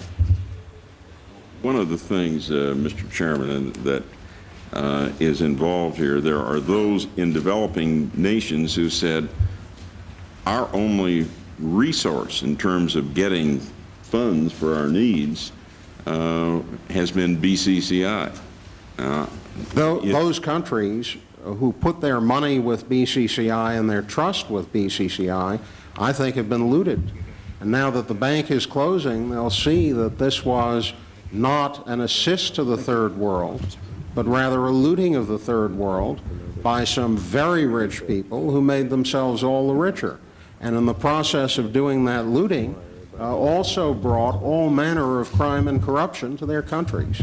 I don't think this was any benefit to the third world at all. No question about it. But what it means is that by our failure to be diligent and do what we should, we have imposed an additional penalty on the poorest of the poor in the world. Absolutely. And I'll point out one other thing. Take a country like Argentina. Argentina has more external assets. That is to say, Argentines hold more wealth outside of Argentina than Argentina owes to all of the banks it's borrowed from. And the story there is that Argentina's economic development has been starved by flight capital. When a bank like this comes along and says, we'll help you get your money out, we'll move all the money you want by suitcase or otherwise, we'll convert the money, they're destroying the opportunity of that country to develop. Right. And that's exactly what's gone on in places like Argentina and Peru and all over Latin America. And we've been here before. The same thing happened with Robert Vesco and IOS. And the history of Latin America has been major banking institutions facilitating the movement of capital out of the continent and leaving the continent with the begging bowl and the World Bank and other public institutions which have to make up the difference. And I think a lot of this has to do with bank regulation and bank policy. And the net result is that people who are desperate, you mentioned Peru, for example, massive economic problems there, and those problems have been compounded by our lack of diligence here. Yeah, I think that that's very much the issue, and we owe these countries and ourselves the obligation of regulating, because they certainly couldn't regulate BCCI. I have no further questions right now, Mr. Chairman. Thank you very much, Senator Simon. Senator Jeffords. No further questions. Senator Cranston. Yeah, I have just a very few. It's first of all, do you know which generals in Guatemala were involved in the illegal arms sales to that country? I'd like to provide that for the record, Senator, if I may.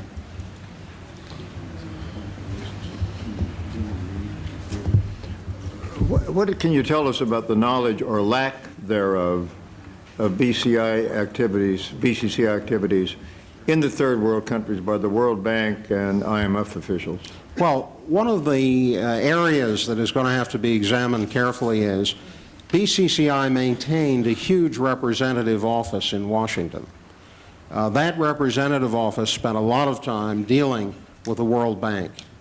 I am very curious about the nature of those dealings.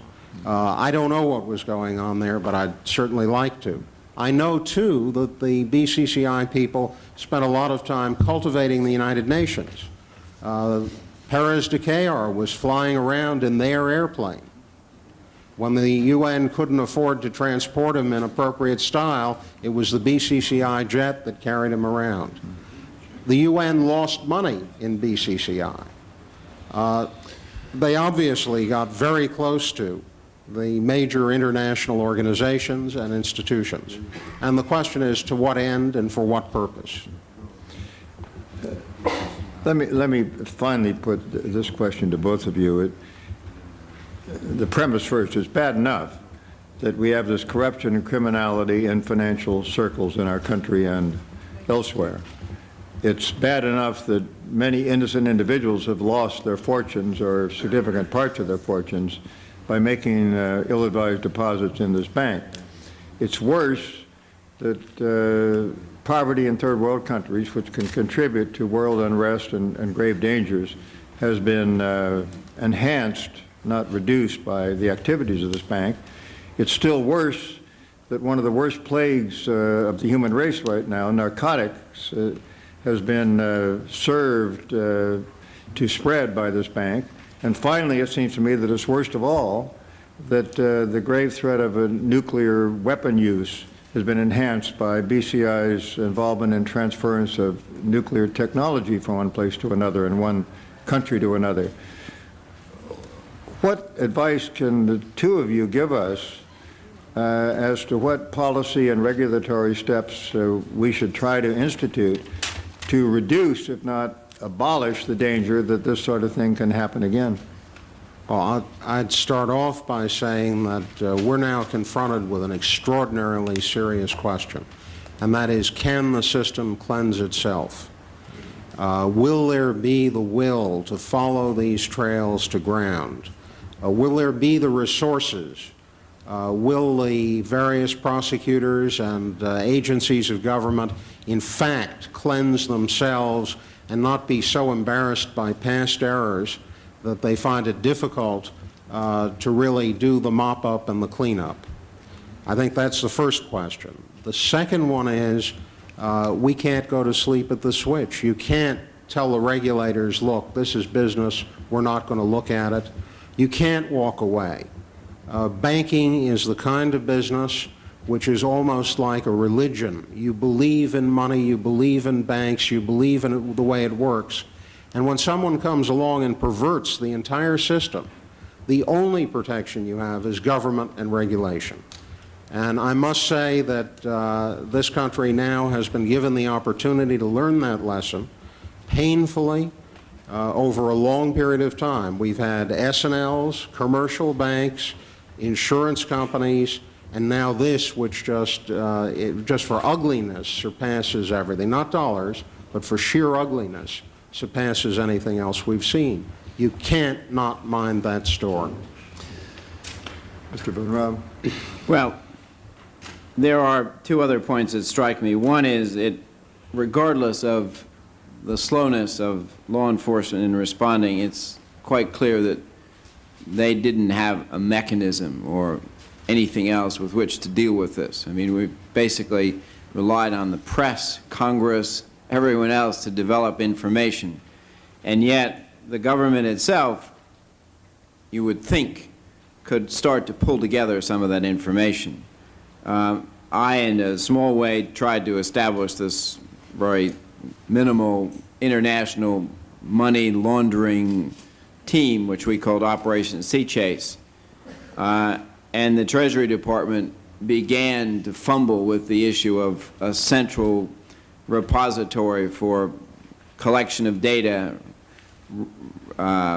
passage of data back and forth, and communication among those agencies that have responsibility for dealing with international financial enterprises. Someone has got to breathe some life into that, because the problem of international financial transactions is more and more significant with respect to any activities, criminal activities, whether they be the bilking of Nigeria's treasury or whether they be arms deals from one country to the other. And our executive branch doesn't have any legitimate cross-departmental coordinating effort. I think Treasury is on the right line. Maybe that's the right place to put it, but someone has got to try to pull together a cooperative effort, collect the data, and this isn't, I don't mean it's expensive, I think it's more a matter of leadership on the part of some cabinet secretary to pull it together. Is FinCEN not envisioned as that entity? It's supposed to be, but it's all it really has done so far is rent some space, and it hasn't gotten the cooperation of anything outside the Treasury Department. It has not received any leadership that I've seen from anyone other than the people that work directly in it. So I think that should be looked at as to why we don't have something that could at least pull some of this that you're trying to pull together. I mean, it's very nice that you're doing it, but really it should be the executive branch. And then secondly, I just think it's a real problem in Washington, and that is foreign influence being brought to bear on the executive branch. Whether it's a matter of tariff rates on trucks coming into the United States, or whether it's a matter of a foreign financial enterprise being protected by hiring lots of important people, that just shouldn't happen. We should be able to take care of our own affairs without having hired guns paid enormous sums by people from outside the United States who desire to bilk or to defraud or in some way to pull the wool over our eyes. And I don't know how you do that. I don't know if you do that by... Well, let me ask you a question on that, if I can interject. I mean, you know, the marketplace, I'm coming from a strange place, but the marketplace is the marketplace, and people have a right to push their ideas and hire people to push their ideas, and it's always been a reality. Is that the problem per se? I mean, I'm not sure you can outlaw, or is it the problem that those who are there to serve as the watchdogs, those who are there to regulate, those who are there are not doing that part of the job? The problem is that in too many cases, those who are regulated are afraid of the influence that the people who are attempting to change their minds have. I mean, if Bob Gray or Frank Mankiewicz goes to somebody and talks about something, they realize that they're going to be at dinner the next night at the White House. Or if Clark Clifford goes to see somebody, he realizes that at the next important Democratic meeting, Clark Clifford will be there, and he's afraid of what's going to happen. And I don't know how you do it. I hesitate to say that you should prohibit it, but someone should give a strong talking to the men and women in Washington who we look up to, but who are doing nothing but selling their reputations to foreigners who want to make a quick buck. Senator Simon. Yes, I'd just like to thank you both. You're two remarkable Americans. I join in that sentiment, but let me ask you this. Ultimately, you said we need a watchdog.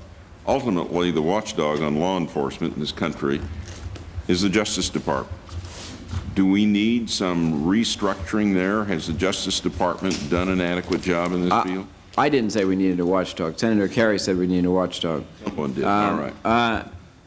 I don't think that the fundamental structure is wrong. I just think that somehow the concept of public service for its own good has got to be brought back, and we cannot continue to hold people in high regard because they're rich and they're powerful.